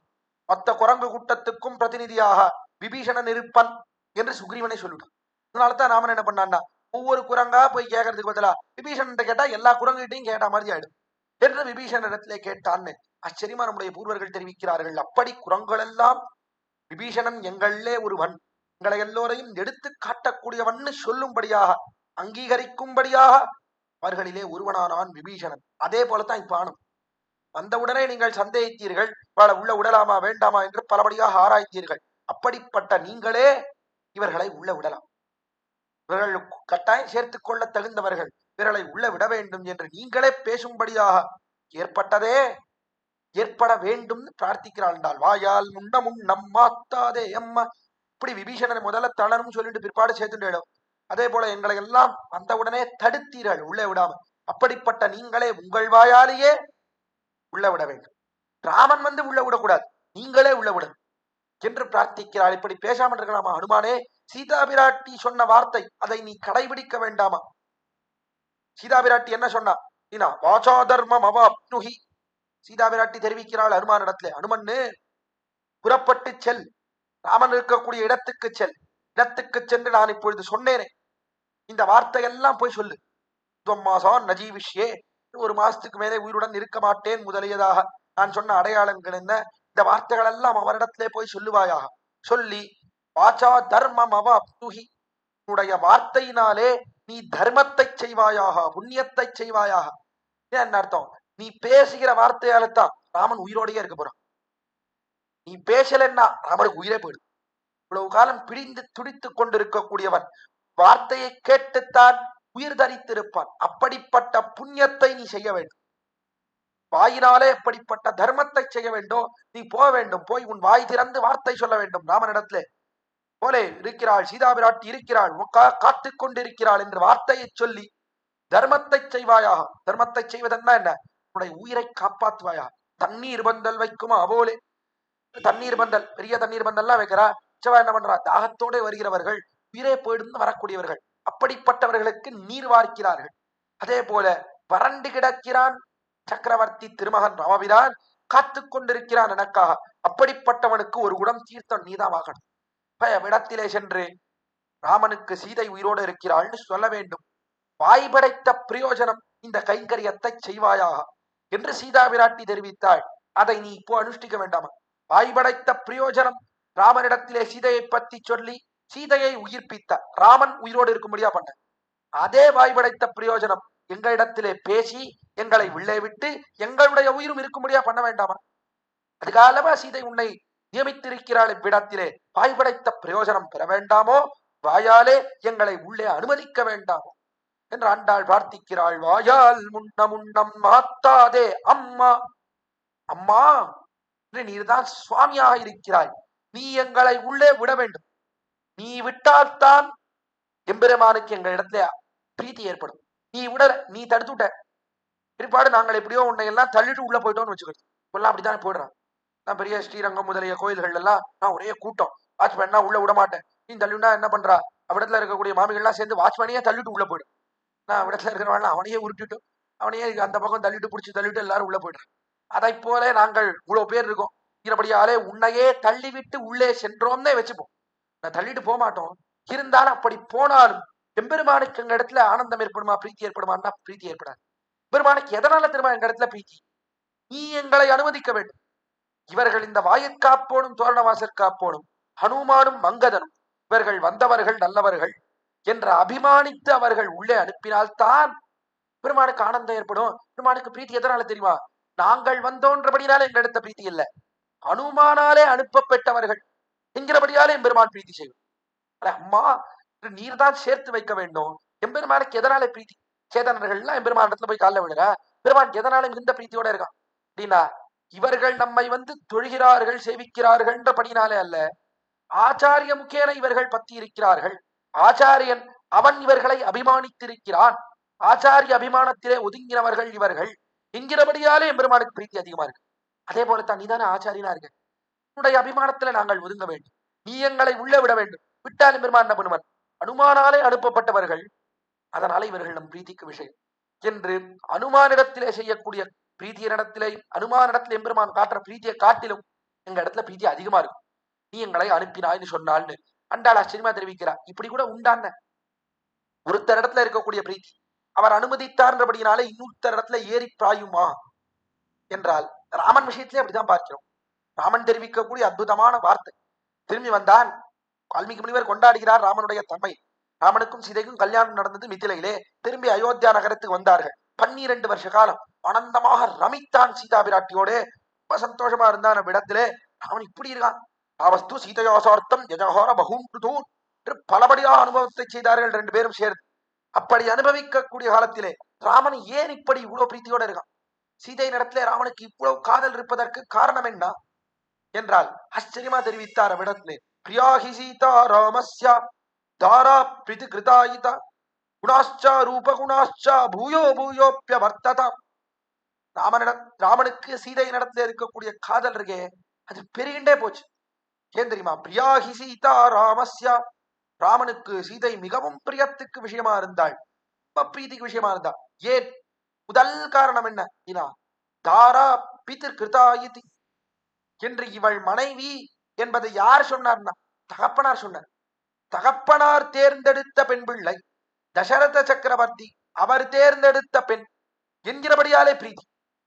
ராமனுக்கு எதனாலே கல்யாணத்துல பிரீத்தி, சீதை இடத்துல அவ்வளவு பிரீத்தி காரணம் என்னன்னா, ஐயர் செய்து வைத்த கல்யாணம், ஐயர் பண்ணி வச்சார் அந்த கல்யாணம், அதனாலே பிரீத்தி. ஐயர்னா தகப்பனார்னு அர்த்தம். ஏதோ இடத்துல வாத்தியார் பண்ணி வச்சார் நினைச்சுக்க வேண்டாம். ஐயர் செய்து வைத்த கல்யாணம்னா தகப்பனார் பண்ணி வைத்த கல்யாணம் என்று அர்த்தம். அவர் பண்ணி வச்சார், அவர் புறப்பட்டார், அயோத்தியிலிருந்து புறப்பட்டார். ராமன் சொல்லிட்டான், தகப்பனார் வராமல் கல்யாணம் கிடையாது. தகப்பனார் வந்து கல்யாணத்துக்கு ஓகே அப்படின்னு சொன்னால் கல்யாணம், இல்லைன்னா நோ கே நோ கல்யாணம் அப்படின்னு சொல்லிட்டான் ராமன். ஹலே அவர் வர வரைக்கும் காத்து கிடந்தார். காத்திருந்த போது வந்தான் தசரத மன்னவன். சனக குலமா, ரொம்ப சந்தோஷம். எப்படிப்பட்ட குலமும் உடையது, இந்த குலத்திலே பெண் கிடைப்பதற்கு நாங்கள் பெறாப்பேறு செய்திருக்க வேண்டும் என்று பலபடியாக கொண்டாடினான் தசரதன். அவன் அங்கீகரித்தான் சீதை, அவன் உகந்த பெண் பிள்ளை சீதை என்றபடினால்தான் அவனுக்கு ஈடுபாடு. அதற்கு மேலே என்னன்னா குணாச்சா, அதற்கு மேலேயும் நல்ல ஆத்ம குணங்கள் இருந்தது. இந்த ஆத்ம குணங்களோட கூடியிருக்கா, நல்ல குணவதியாக இருக்கிறாள் என்கிறபடியாலே பிரீதி. இதற்கு மேலே கடைசியில என்னன்னா ரூப குணாச்சா, ரூப குணம் வடிவளவும் இருக்கிறது, அதனாலேயும் பிரீதி. இந்த வரிசையில தான் பிரீத்தி செய்ய வேண்டும் ராமன் எடுத்து காட்டுகிறார். பெண் பிள்ளை நடத்துல பிரீத்தினா எதனால இருக்கணும்னா, முதல்ல தகப்பனார் தேர்ந்தெடுத்தார், தாயார் தேர்ந்தெடுத்தார் என்கிறபடியாலே பிரீத்தி இருக்க வேண்டும். பிற்பாடு குணத்தை கண்டு பிரீத்தி செய்ய வேண்டும். ஆத்ம குணத்தோட கூடியிருக்காளா இருக்கிறபடியாலே பிரீத்தி இருக்கணும். கடைசியில்தான் தேக குணத்தை பார்க்கணும், அழகை பார்க்கணும் என்று தெரிவிக்க காட்டுகிறான் ராமன். இப்ப என்னன்னா எல்லாம் தலைகிடது. முதல்ல குணத்தை ரூப குணத்தை பார்த்துடும். அதெல்லாம் அழகா இருக்காளா, சரிண்ணா சரி. அதுக்கு மேல ஆத்ம குணம் இருக்கா, இருந்தா பார்க்கலாம். சரி ஏதாவது ஆத்ம குணமும் இருக்கா, சரி ஆத்ம குணமும் இருக்குன்னா அதுக்கு மேல தகப்பனார் சொன்னா என்ன சொல்லலாம் என்னன்னு கல்யாணம் முடிச்சுட்டே வந்துடுறோம். கல்யாணம் ஆயிட்டு இவள் தான் என்னுடைய மனைவி, கல்யாணம் நேற்றுக்கு ஆயிடுத்து அப்படின்றாரு. ஓ அப்படியா சரி அப்படின்னு தகப்பனார் அக்ஷதை போட்டு அனுப்பிச்சு விடுறாரு. அவ்வளவுதான். தகப்பனாருக்கே கல்யாணம் நடந்து தகப்பனாருக்கே தெரியுது, தகப்பனாருக்கே வாட்ஸ்அப்ல தான் மெசேஜ் வருது, இன்றைய தினம் கல்யாணம். இந்த மாதிரி காலங்கள் எல்லாம் மாறி போயிடுது. அது நிற்க பிரசங்காது விண்ணப்பித்தேன். ஆனால் ராமன் காட்டுகிறான் இடத்துல எப்படி இருக்க வேண்டும் என்பதை காட்டிக் கொடுக்கிறான். பெண் பிள்ளை இடத்துல பிரீத்தினா முதல்ல காரணம் எதனால இருக்கணும்டா, தகப்பனார் செய்து வைத்தார் என்கிறபடியாலே கல்யாணத்திலே பிரீத்தி. பிற்பாடு குணத்தை கண்டு பிரீத்தி செய்ய வேண்டும். கடைசியிலத்தான் ரூபகுணம் வடிவழகை கண்டு பிரீத்தி செய்ய வேண்டும். அப்படி இது எல்லாம் இருந்தபடியாலே எம்பெருமானுக்கு பிரீத்தி மேலும் மேலும் அதிகரித்து சென்றது சீதாபிராட்டி நடத்தலன்னு ஆச்சரியமா கொண்டாடுகிறார் வால்மீகி. தகப்பனார் பண்ணி வைத்த கல்யாணம் என்கிறபடியாலே சீதை இடத்துல பிரீத்தி இருந்தது. அதே போல் ஹனுமான் சேர்த்து வைத்தவர்கள் என்கிறபடியாலே எங்க இடத்துலயும் பிரீத்தி இருக்கும். அதனாலே நீ எங்களை சேர்த்து வைக்க வேண்டும் என்று ஆண்டாள் பிரார்த்திக்கிறாள். அம்மா, நீ எங்களையும் ராமனையும் சேர்த்து வைக்க வேண்டும். நீ நேச நிலைக்கதவம் நீக்கு. ஹனுமான் சொன்னார், சரி போங்கோ, உங்களை நான் அனுமதிக்கிறேன், உள்ளே செல்லுங்கோ அப்படின்னு கண்ணாலே அப்படி செய்க காட்டினவாளே தெரிவித்தா, இல்ல இல்ல, நீ நேச நிலைக்கதவம், இந்த கதவு இருக்கே, இந்த கதவை நாங்கள் தள்ளிக்கொண்டு உள்ளே செல்ல முடியாது, நீதான் திறந்து எங்களை உள்ளே விட வேண்டும். ஏன் சொன்னா, இந்த கதவு எப்படி இருக்கா, நேச நிலைக்கதவம். நேசம்னு ரொம்ப ஸ்நேகத்தோட கூடியிருக்கு. ஒரு கதவுக்கு இன்னொரு கதவு இடத்துல ரொம்ப பிரீதி, அதனாலே பொருந்தி இருக்கிறது. அல்லது இந்த ரெண்டு கதவுக்கும் எம்பெருமானிடத்துல மிகுந்த பிரீதி, கதவுகளும் எம்பெருமானிடத்துல பிரீத்தியோட கூடியிருக்கு, அதனால பொருந்தி இருக்கு. அப்படி பொருந்தி இருக்கக்கூடிய கதவு நீ திறந்தாத்தான் திறக்கும். நாங்கள் போய் திறந்தோம்னு சொன்னா என்ன ஏற்படும்னா, யாரோ வந்து திறகிறா, காவலாளி அனுமதி இல்லாமல் திறகிறா போல இருக்கு, விரோதிகள் போல இருக்கு அப்படின்னு எங்கள் மூஞ்சிலேயே பலார்னு அடிச்சிடும். சில கதவெல்லாம் இருக்கும், புஷ் புல் அப்படின்லாம் போட்டிருப்பா. புஷ் புல் அப்படின்னு போட்டிருந்தா ரெண்டுத்தையும் மாத்தி மாத்தி போட்டிருப்பா. என்னடா அது புஷ்ஷா புல்லையா, என்ன பண்ணணும்னு தெரியலையே, இழுக்கணுமா தள்ளணுமா இன்னும் தெரியலையே அப்படின்னு கடைசியில இவர் தள்ளினார்னா மூஞ்சிலேயே பலார்னு வந்து அடைச்சிடும் கதவு. சரி, உள்ளே போக முடியாது, உள்ள கதவு அடைச்சிடும்.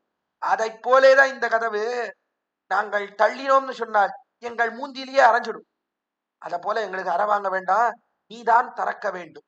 நீ நேச நிலைக்கதவம் நீக்கு, நீ இந்த கதவை திறக்க வேண்டும் பிரார்த்திக்கிறாள். அண்ணன் இடத்துல விசாரித்தார்கள் நம்முடைய பூர்வர்கள், கதவுக்கு கூட அப்படி பிரீத்தி இருக்குமான்னு. ஏதோ ஹனுமான் அங்கதன் இவாள்லாம் ராமனிடத்துல பிரீத்தியோட இருக்கா, வாசல்ல நின்று இருக்கா அப்படின்னு சொன்னா அது பொருந்தது. கதவுக்கு ராமனிடத்துல பிரீத்தி, கதவுன்றது எப்படி இருக்கிறது, ஒரு அச்சேதனமா இருக்கு, அதற்கு ராமனிடத்துல பிரீத்தி. அது ராமன் அவனிடத்துல பிரீத்தினாலே யார் வந்தாலும் திறக்காது என்று சொன்னார். சேருமா என்றால் சேரும்னு சொல்லிட்டான். அயோத்தியிலே சேரும். அயோத்தியில இருக்கக்கூடிய எல்லாம் எப்படி இருக்குன்னா, சராசர பதார்த்தங்கள் எல்லாம் ராமனிடத்திலே பிரீத்தியோட கூடியிருக்கிறது. காலத்துல ராமன் காட்டுக்கு போயிட்டான். காட்டுக்கு போனவனை சுமந்திரன் தேரை ஓட்டிக்கொண்டு சென்றான். ஓட்டிக்கொண்டு சென்றவன் நேரா கங்கை கரையிலே சென்று ராமனையும் சீதையும் இறக்கி விட்டான், லக்ஷ்மணனையும் இறக்கி விட்டான். இறக்கி விட்டு திரும்பி வர வரையில் 3 தினங்கள் தசரதன் உயிரை பிடிச்சுட்டு இருக்கான். திரும்பி வரட்டும், ராமன் என்னானான்னு தெரியல, ஒருவேளை திரும்பி வந்துட்டானா என்று அவன் உயிரை பிடித்து கொண்டிருக்கிறான். அப்பொழுது சுமந்திரன் வந்து சேர்ந்தான். தசரத மன்னவன் முன்னிலையில வந்து நின்றவாறே. அப்பொழுது தசரதன் கேட்டான், அப்படியா இறக்கி விட்டுட்டியா, நாடெல்லாம் எப்படி இருக்கு, திரும்பி வந்தாயே, நாடு எப்படி இருக்கிறதுன்னு கேட்ட காலத்துல அப்பொழுது தெரிவித்தான் சுமந்திரன், விஷயேதே மகாராஜா ராமத்யசர கரிஷிதாக அபிவிருட்சா பரிம்லானாஹ சபுஷ்பாங்குர கோரகாஹ உபதப்தோதகாணத்யஹ பல்வலானி சராம்சி ச பரிசுஷ்க பலாஷாணி வனானி உபவனானி ச. அற்புதமான வார்த்தை சுமந்திரன் தெரிவிக்கக்கூடிய வார்த்தை. விஷயேதே மகாராஜரே, தசரத மன்னவனே, விஷயேதே, நான் சொல்வதை கேட்க வேண்டும். ராமத்யசர கரிஷிதாக, ராமன் போயிட்டாங்கிறபடியாலே மிகுந்த துக்கம், அந்த துக்கத்தினாலே துடிக்கிறது. நாடெல்லாம் துடிச்சுட்டு இருக்கு, நாட்டுல எங்கு பார்த்தாலும் எல்லாருக்கும் துக்கம் தான், துக்கம் சூழ்ந்து கொண்டது எல்லாரிடத்திலையும் என்று தெரிவித்தவாறே. அப்படியா, இப்படி துக்கமா, யாரு நாட்டுல இருக்கிற பிரஜைகள்லாம் துக்கப்படுறாள, பிரஜைகள் எல்லாம் வருத்தத்தோட இருக்காளா அப்படின்னு கேட்டவாறே அவன் தெரிவித்தான், பிரஜைகளை விடுவோம்னா மிருகங்கள்ல இருந்து எல்லாம் துக்கத்தோட கூடியிருக்கு, மிருகத்தை விடுவோம். நம்ம நாட்டாழ்வார் தெரிவிக்கிறார், பூஷையும் அழுதது தெரிவிக்கிறார். பூஷை இருக்கே, பூனை கூட அழுதது. பூனை இருக்கே, அது எப்பொழுதும் அழவே அழாது. பூனை எங்க வேணாலும் போகும். எப்படி அதுக்கு என்ன பால் கிடைக்கலனாலும், என்ன பசினாலும், எங்கேயாவது போய் தேடிக்கிடி எங்க தாவிக்கிடி எப்படியாவது பாலை கண்டுபிடிச்சு, பால் இருக்கிற இடத்தை கண்டுபிடிச்சு பாலை சாரிடுமே தவிர பூனை அழுததுன்றதே கிடையாது. பசியோட இருந்தது, அழுதது. மற்ற மிருகங்கள் கூட அப்படி அழுதது, கண்ணீர் வடித்தது என்பதெல்லாம் சொல்லலாம், நாய் அழுகிறது என்பதெல்லாம் தெரிவிப்பது உண்டு. ஆனால் பூனை அழுததுன்றதே கிடையாது. எப்படியாவது அதனுடைய ஆகாரத்தை அது புஜித்து விடும். அப்படிப்பட்ட பூனை கூட அழுது. அப்படி இந்த மிருகங்கள் அழுது மனிதர்கள் அழுது இதெல்லாம் இருக்கட்டும் தான். அப்பி விருட்சா பரிம்லானாக, அப்பி விருட்சங்கள் கூட வாடிவிட்டது. வாட்டத்தை அடைஞ்சு கொடுத்து ஒரே துக்கம் எல்லாம் அப்படியே மரங்கள் எல்லாம் காய்ந்து போய் அப்படியே வாட்டத்தை அடைந்ததுன்னு சொன்னவாறே தசரதன் சொன்னான். விருட்சம் வாடிடுதுன்னா யாராவது தண்ணீர் விடாத இருந்திருப்பாண்ணா, நீர் விட்டுருக்க மாட்ட, அதனால வாடி போயிருக்கும், மரம் வாடி போயிருக்கும். அதனாலே நீ தெரிவிக்கிறாயா, நன்னா பாத்தியா, தண்ணி விட்டுருக்காளா பாத்தியா, இல்ல நீ கொஞ்சம் தண்ணி பாய்ச்சிட்டு வந்தியா கேட்டான் தசரதன். கேட்டவாறே தெரிவித்தான் சுமந்திரன். சொன்னாரா, தசரத மன்னவரை இப்படி ஆயிட்டீரே, ராமனை விட்டு பிரிந்தபடியாலே சம்ஸ்கிருத வியாகரணம் கூட மறந்து போயிட்டு. விருட்சம் என்கிற சப்தத்துக்கு என்ன அர்த்தம்? சாதாரண மரம்னு அர்த்தம் இல்ல. விருட்சம்னா கழுத்தளவு ஜலம் இருக்கக்கூடிய மரம் இருக்கே, அதற்குத்தான் விருட்சம்னு பேர். மரத்துல நன்னா நடுபாகம் கழுத்து பாகம் அளவுக்கு தீர்த்தம் பூர்ணமா இருக்கு, தீர்த்தத்துக்கு எந்த குறையும் இல்லாமல் இருக்கு. அப்படிப்பட்ட மரத்துக்குத்தான் விருட்சம்னே பேர். அப்படிப்பட்ட விருட்சங்களும் கூட வாடிவிட்டன. என்ன தீர்த்தம் இல்லாதனால வாடல, ராமனை விட்டு பிரிந்தபடியாலே வாடி. அப்படி விருட்சா பரிம்லானாக சபுஷ்பாங்குரகோரகாக, புஷ்பங்கள் எல்லாம் பூக்கவே இல்லை, எல்லாம் வாடினது, எல்லாம் உதிர்ந்து போயித்து, வாடித்து புஷ்பங்கள் எல்லாம் அப்படி ஆயித்து தெரிவித்தான் சுமந்திரன். பதப்தோதகானத்யா, எனக்கு ரொம்ப வருத்தமா இருந்தது. ஏ கொதித்து கொண்டிருந்தது உடல், ராமனை விட்டு பிரிந்த பிரகாக்னினாலே அப்படி கொதிச்சு இருந்தது. அதனாலே நான் இறங்கினேன். நதியில கொஞ்சம் குளிக்கலாம், வழியில நதி இருந்தது, அதுல இறங்கலாம், கொஞ்சம் தீர்த்தமாடலாம், உடலிலே இருக்கக்கூடிய உஷ்ணத்தை தணிக்கலாம்னு நதியில இறங்கினேன். நதியில இறங்கினா நதி எப்படி தெரியுமா இருந்தது? பதப்தோ தப்பிச்சுட்டு இருந்ததுன்னா, நதியானது கொதிக்கிறது. அப்படி கொதிச்சுட்டு இருந்தது, என்னால குளிக்கவே முடியல, எழுந்து வந்துட்டேன் அப்படின்னு சொன்னவாறே தெரிவித்தான் தசரதன். சொன்னான், நதி கொதிக்கிறதா, சித்திர மாசம் இல்லையோ அப்படிதான் இருக்கும். சித்திர மாசம் நல்லா வெயில் அடிச்சதுன்னு சொன்னா, நதி எல்லாம் மேலாக இருக்கக்கூடியதுன்னா, நதியில ரொம்ப நதின்னு சொல்லக்கூடியதுல ரொம்ப ஆழம் இருக்காது. அதனால நதியிலே நீ மேலாக குளித்தன்னா உஷ்டமா தான் இருக்கும். வெயில் பட்டபடியா நல்லா சுட்டிருக்கும், நீ மத்தியானம் 12 மணிக்கு போய் குளிச்சிருப்ப, அதனால உஷ்டமா இருந்திருக்கும் தெரிவித்தான் தசரதன். சுமந்திரன் சொன்னா, இல்ல இல்ல, பல்வலானி சராம்சிச்சா, நதியை விடுந்தா சரசிலே போய் குளித்தேன், தடாகங்கள் பெரிய பெரிய ஏரியிலே போய் குளித்தேன், அதுவும் கொதிக்கிறது. எங்க கொதிக்கிறதுன்னா மேலாக கொதிக்கல, அடிபாகம், ஏரியினுடைய அடிபாகத்திலே ஆழ்ந்து தீர்த்தமாடினேன். அப்படிப்பட்ட அடிபாகம் இருக்கு, அதுவும் கொதிக்கிறது, அதுவும் தப்பிக்கிறது.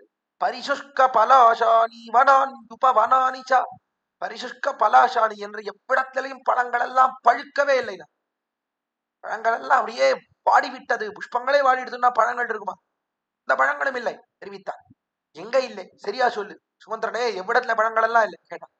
கேட்ட உடனே தெரிவித்தான் சுமந்திரன், வனானி, காட்டிலே எவ்விடத்திலையும் பழமும் இல்லை, புஷ்பங்களும் இல்லை, எல்லாம் வாடிடுது அப்படின்னு. ஓ வனமா, காட்டுல யாரும் பராமரிக்கிறதுக்கு இல்லைன்னா அதனாலே இப்படி ஆயிருக்க வாய்ப்பு இருக்கு. தோட்டத்துல எல்லாம் சுகமா இருக்கா? தோட்டத்துல தோட்டக்காரன் எல்லாம் பார்த்துப்பானே, எந்த குறையும் இல்லாமல் எப்பொழுதும் செடியெல்லாம் வெட்டி விட்டு உரம் எல்லாம் போட்டு நல்லா வளர்க்கறானே, அங்க இருக்கிற பழம் எல்லாம் நல்லா இருக்கா? நான் உபவனானிச்சா, அங்க இருக்கிறதுக்கும் அதே கதை தான். அவ்விடத்திலே இருக்கக்கூடிய உபவனங்கள்னு தோட்டங்கள், தோட்டத்திலே இருக்கக்கூடிய பழங்கள் அதுவும் வாடிவிட்டன. எல்லா மரம் செடி கொடிகள் எல்லாம் வாட்டத்தை அடைந்தது, ராமனை விட்டு பிரிந்தபடியால். அச்சேதனங்கள் தொடங்கி எல்லாமே வாடியதுன்னு தெரிவித்தார். அவ்விடத்திலே சுமந்திரன் தெரிவித்தான். பார்த்தானோ இல்லையோ தசரத மன்னவன், கேட்டான், இப்படி ஏற்பட்டதான வருத்தத்தை அடைந்தான் விற்த்தாந்தம் பார்க்கிறோம். பிற்பாடு ராமன் அவன் திரும்பி வந்தானே நாட்டுக்கு, 14 ஆண்டு முடிந்து திரும்பி வந்த காலத்திலே எல்லாம் பூத்தது. அபிவிர் அகால பரிணோ விருட்சாக, வால்மீகி தெரிவிக்கிறார். காலமல்லாத காலத்திலே கூட எல்லா மரங்களும் பழுத்து தொங்கிற்று, எங்கு பார்த்தாலும் புஷ்பங்கள் பூத்து குலுங்கித்துன்னு கொண்டாடுகிறார் வால்மீகி முனிவர். ராக எம்பெருமானை விட்டு பிரிந்தபடியாலே துக்கம் என்பது மனிதர்களுக்கு மட்டுமல்ல அச்சேதனங்களுக்கும் இருந்தது. உள்ளெரும்பாதி ஒன்னின்னியே நற்பால் அயோத்தியில் வாழும் சரா அச்சரம் முத்தவும் நற்பாலு குய்த்தன என்ற அச்சரங்களும் கூட, ஞானமற்ற ஜட பதார்த்தங்களும் கூட ராமனிடத்திலே பக்தியோட இருந்தது, ராமனுடைய மண்ணிலே. அதனாலே ராமனுடைய கதவுகள் அது ராமனிடத்திலே பிரீத்தியோட இருந்தது என்று சொல்ல தட்டில். மரம் செடி கொடி, ஐயோ காட்டுல இருக்கிற மரம் செடி கொடி அதுவே ராமனிடத்துல பிரீத்தியோட இருக்குன்னு சொன்னா, ராமனுடைய மாளிகையில இருக்கக்கூடிய கதவு ராமனிடத்திலே பிரீத்தியோட இருக்க சொல்ல வேணுமோ? அதனால அப்படிப்பட்ட கதவை நாங்கள் திறந்தால் அது எங்களை அனுமதிக்காது. நாளை நீ திறக்க வேண்டும், நீ நேச நிலை கதவம் நீக்கு நீ திறந்து எங்களை உள்ளே விடுவாயாக என்று பிரார்த்திக்க, அவனும் கருந்தாளை உருவினான். அனுமான் உள்ளே விட்டான். இவர்களை புறப்பட்டார்கள், உள்ளே புகுந்தார்கள். பெரிய கோஷ்டி எல்லாரோடையும் உள்ளே புகுந்தால் அவ்விடத்திலே படுத்துக் கொண்டிருக்கிறார். அற்புதமா வில்லை கையிலே பிடித்துக் கொண்டு அம்பரா தூணிய பக்கத்துல வச்சுண்டு படுத்துட்டு இருக்கான் நந்தகோபன். அந்த நந்தகோபரை எழுப்புகிறாள். அடுத்த பாசுரம் 17வது பாசுரத்திலே பரமே தண்ணீரேன்னு தொடங்கக்கூடிய பாசுரத்தில். அதனாலே ஆண்டாள் இதை காட்டுகிறாள். ஆழ்வார் காட்டின ஒரு அற்புதமான அர்த்தத்தை காட்டுகிறாள். வேதம் வல்லார்களை கொண்டு விண்ணோர் பெருமான் திருப்பாதம் பணிந்து நம்மாழ்வார் தெரிவிக்கிறார். வேதம் வல்லார்களை கொண்டு, வேதம் வல்லார்கள் நல்ல வேதத்தை அறிந்திருக்கக்கூடியவர்கள், அப்படிப்பட்டவர்களை கொண்டு விண்ணோர் பெருமான் நித்திய சூரிகளுக்கு நாதனாக இருக்கக்கூடியவன் எம்பெருமான், அப்படிப்பட்டவனுடைய திருப்பாதம் பணிந்து, திருப்பாதம் என்று அவனுடைய திருவடித்தாமர்கள் அதை வணங்க வேண்டும். பெருமானை போகக்கூடிய காலத்துல யாரையும் கூட்டிக்காமல் போகக்கூடாது. வேதம் வல்லார்கள் இப்போ ஒரு கோயிலுக்கு போறோம், திவதேசத்துக்கு போய் சேவிக்கிறோம், அந்த ஊர்ல இருக்கக்கூடியவர்கள் அவர்களை எல்லாம் அழைச்சிட்டு போகணும். அவர்களை முன்னிட்டு கொண்டு சென்றால்தான் அந்த ஊரை பத்தி தெரியும். இந்த ஊர்ல எங்க என்ன நடக்கிறது, என்ன மண்டபம், இந்த மண்டபத்தினுடைய விசேஷம் என்ன, பெருமாள் எப்போ இங்க எழுவர், பெருமானுக்கு இவ்விடத்துல என்ன விசேஷம், இப்படி எழுந்தருளி இருக்கான், எல்லாம் அந்த ஊரில இருக்கக்கூடியவர்கள் அவர்களை அழைச்சிட்டு போனா தான் தெரியுமே தவிர அப்படின்னு தனியா போனா யாருக்கும் எதுவும் தெரியாது. அதனாலே வேதம் வல்லார்கள் என்று எம்பெருமானுடைய அடியார்கள் அவர்களை முன்னிட்டு கொண்டு விண்ணோர் பெருமான் நித்தியசூரிகளுடைய எம்பெருமான், நித்தியசூரிகள் செவிச்சென்றால் எப்பொழுதும் அப்படிப்பட்ட நித்தியசூரிகளுடைய எம்பெருமானுடைய திருப்பாதத்தை பணிய வேண்டும் என்று தெரிவிக்கிறார் சுவாமி நம்மாழ்வார். அதை ஆண்டாள் அனுஷ்டித்து காட்டுகிறாள் இவ்விடத்திலே. வேதம் வல்லார்கள் சொல்றவா தூங்கிட்டு இருந்தாள், அவர்கள் தான் வேதம் வல்லார்கள், வேதத்தை அறிந்தவர்கள். பரத்வாஜர் என்ன, வசிஷ்டர் என்ன, இவர்கள் தொடக்கமானவர்கள், நல்ல வேதத்தை அறிந்தவர்கள். சுவாமி வேதம் அறிந்தவர்கள்ன்ற கோஷ்டியில அவளோடெல்லாம் சேர்ந்து குகன் வேற இருக்கானே, ஒரு வேடன், அவனுக்கு போய் வேதம் தெரியுமா? சபரி இருந்தால் வேடு வச்சு அவளுக்கு வேதம் தெரியுமா? நம்ம வேதம் வல்லார்கள் அவளெல்லாம் வேதம் வல்லார்கள்னு சொல்ல முடியுமா என்றால், வேதம் வல்லார்கள்னா என்ன? வேதத்தாலே அறியப்படுமவனான எம்பெருமான் அவனை அறிந்தவர்களா இருக்க, இப்படிப்பட்டவர்களைத்தான் வேதம் வல்லார்கள்னு கொண்டாடுகிறார்கள். வேதம் வல்லார்கள்னா வேதத்தை தெரிஞ்சுன்னு என்ன பிரயோஜனம்னா, சதுர்வேததரோ விப்ராக வாசுதேவம் நவிந்ததி வேதவார வராக்கிராந்தாக சவை பிராமண கர்த்தவா. இதமான ஒரு ஸ்லோகம். சதுர்வேததரோ விப்ராக, ஒருத்தன் போனான் சதுர்வேதம் சதுர்வேதி அப்படின்னு 4 வேதத்தையும் நன்னா கத்துக்கொண்டு இருக்கக்கூடியவன் ஒருத்தன் இருந்தான். இந்த பண்டிதன் இடத்துல போனான், போய் பா 4 வேதமும் தெரியுன்றையே, இந்த 4 வேதத்தாலேயும் அறியப்படுவது எது அப்படின்னு கேட்டான். கேட்டவாறே அவன் சொன்னான், 4 வேதமா, 4 வேதத்தினாலே அறியப்படுவதுலாம் அப்படி சொல்ல முடியாது. எவ்வளவு இருக்கு தெரியுமா? 4 வேதம்னா உங்களுக்கு தெரியுமா எவ்வளவு பாகம்னு? நிறைய காண்டங்கள் இருக்கு, நிறைய பாகங்கள் இருக்கு, அப்படி எல்லாம் சொல்ல முடியாது. வேதத்தால இதுதான் சொல்றதுன்னா சொல்ல முடியாது, நிறைய சொல்றது வேதம் அப்படின்னு சொன்னான். சொன்னவாறே இவன் தெரிவித்தான், ஐயோ இது சொல்ல தெரியலையே, எல்லா வேதத்தாலேயும் காட்டப்படக்கூடியவன் எம்பெருமான் என்று சொல்ல தெரியலையே. வாசுதேவம் நவிந்ததி, எம்பெருமானை அறியலையே, என்ன பிரயோஜனம்னா? 4 வேதம் தெரிஞ்சிருக்குன்னு சொல்லி என்ன பிரயோஜனம்? வேதபார பராக்கிராந்தாக, இப்படிப்பட்டவன் என்ன பண்றான் அப்படின்னா, வேதம்னு சொல்லக்கூடிய பெரிய மூட்டை இருக்கே, அந்த மூட்டையை தூக்கிட்டு இருக்கான், அவ்வளவுதான்.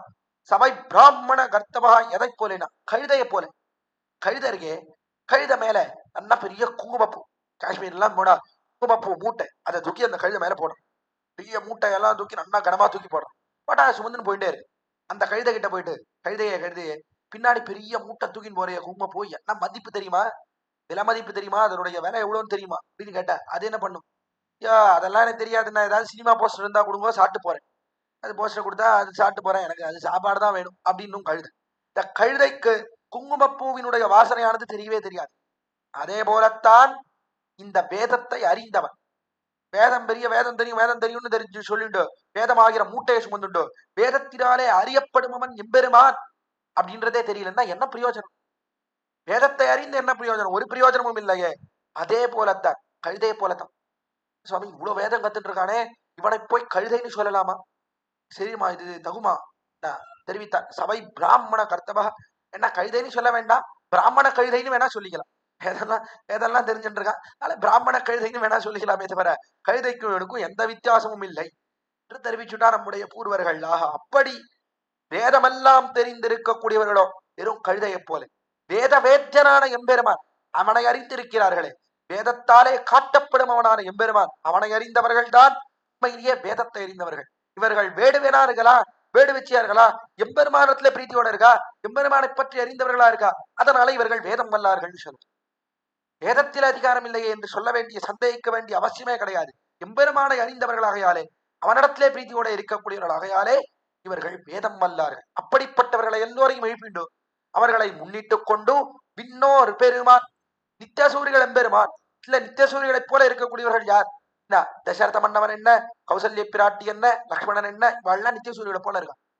இந்த நித்தியசூரிகளுடைய எம்பெருமான். நித்தியசூரிகள் எப்படி எப்பொழுதும் எம்பெருமானை சேவிச்சுட்டு இருக்காளோ அதே போல இவர்களும் மாளிகைக்கு உள்புறம் நின்று எப்பொழுதும் எம்பெருமானை பார்த்து கொண்டிருக்கிறார்கள்.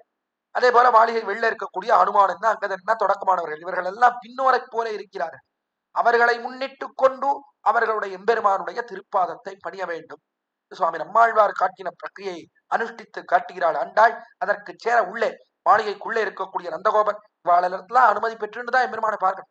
இடத்துல கேட்காமல் எம்பெருமான நேரா போய் பார்ப்பது என்பது சேராது. ஆகையாலே அவர்களையும் உணர்த்துகிறாள் ஆண்டாள்.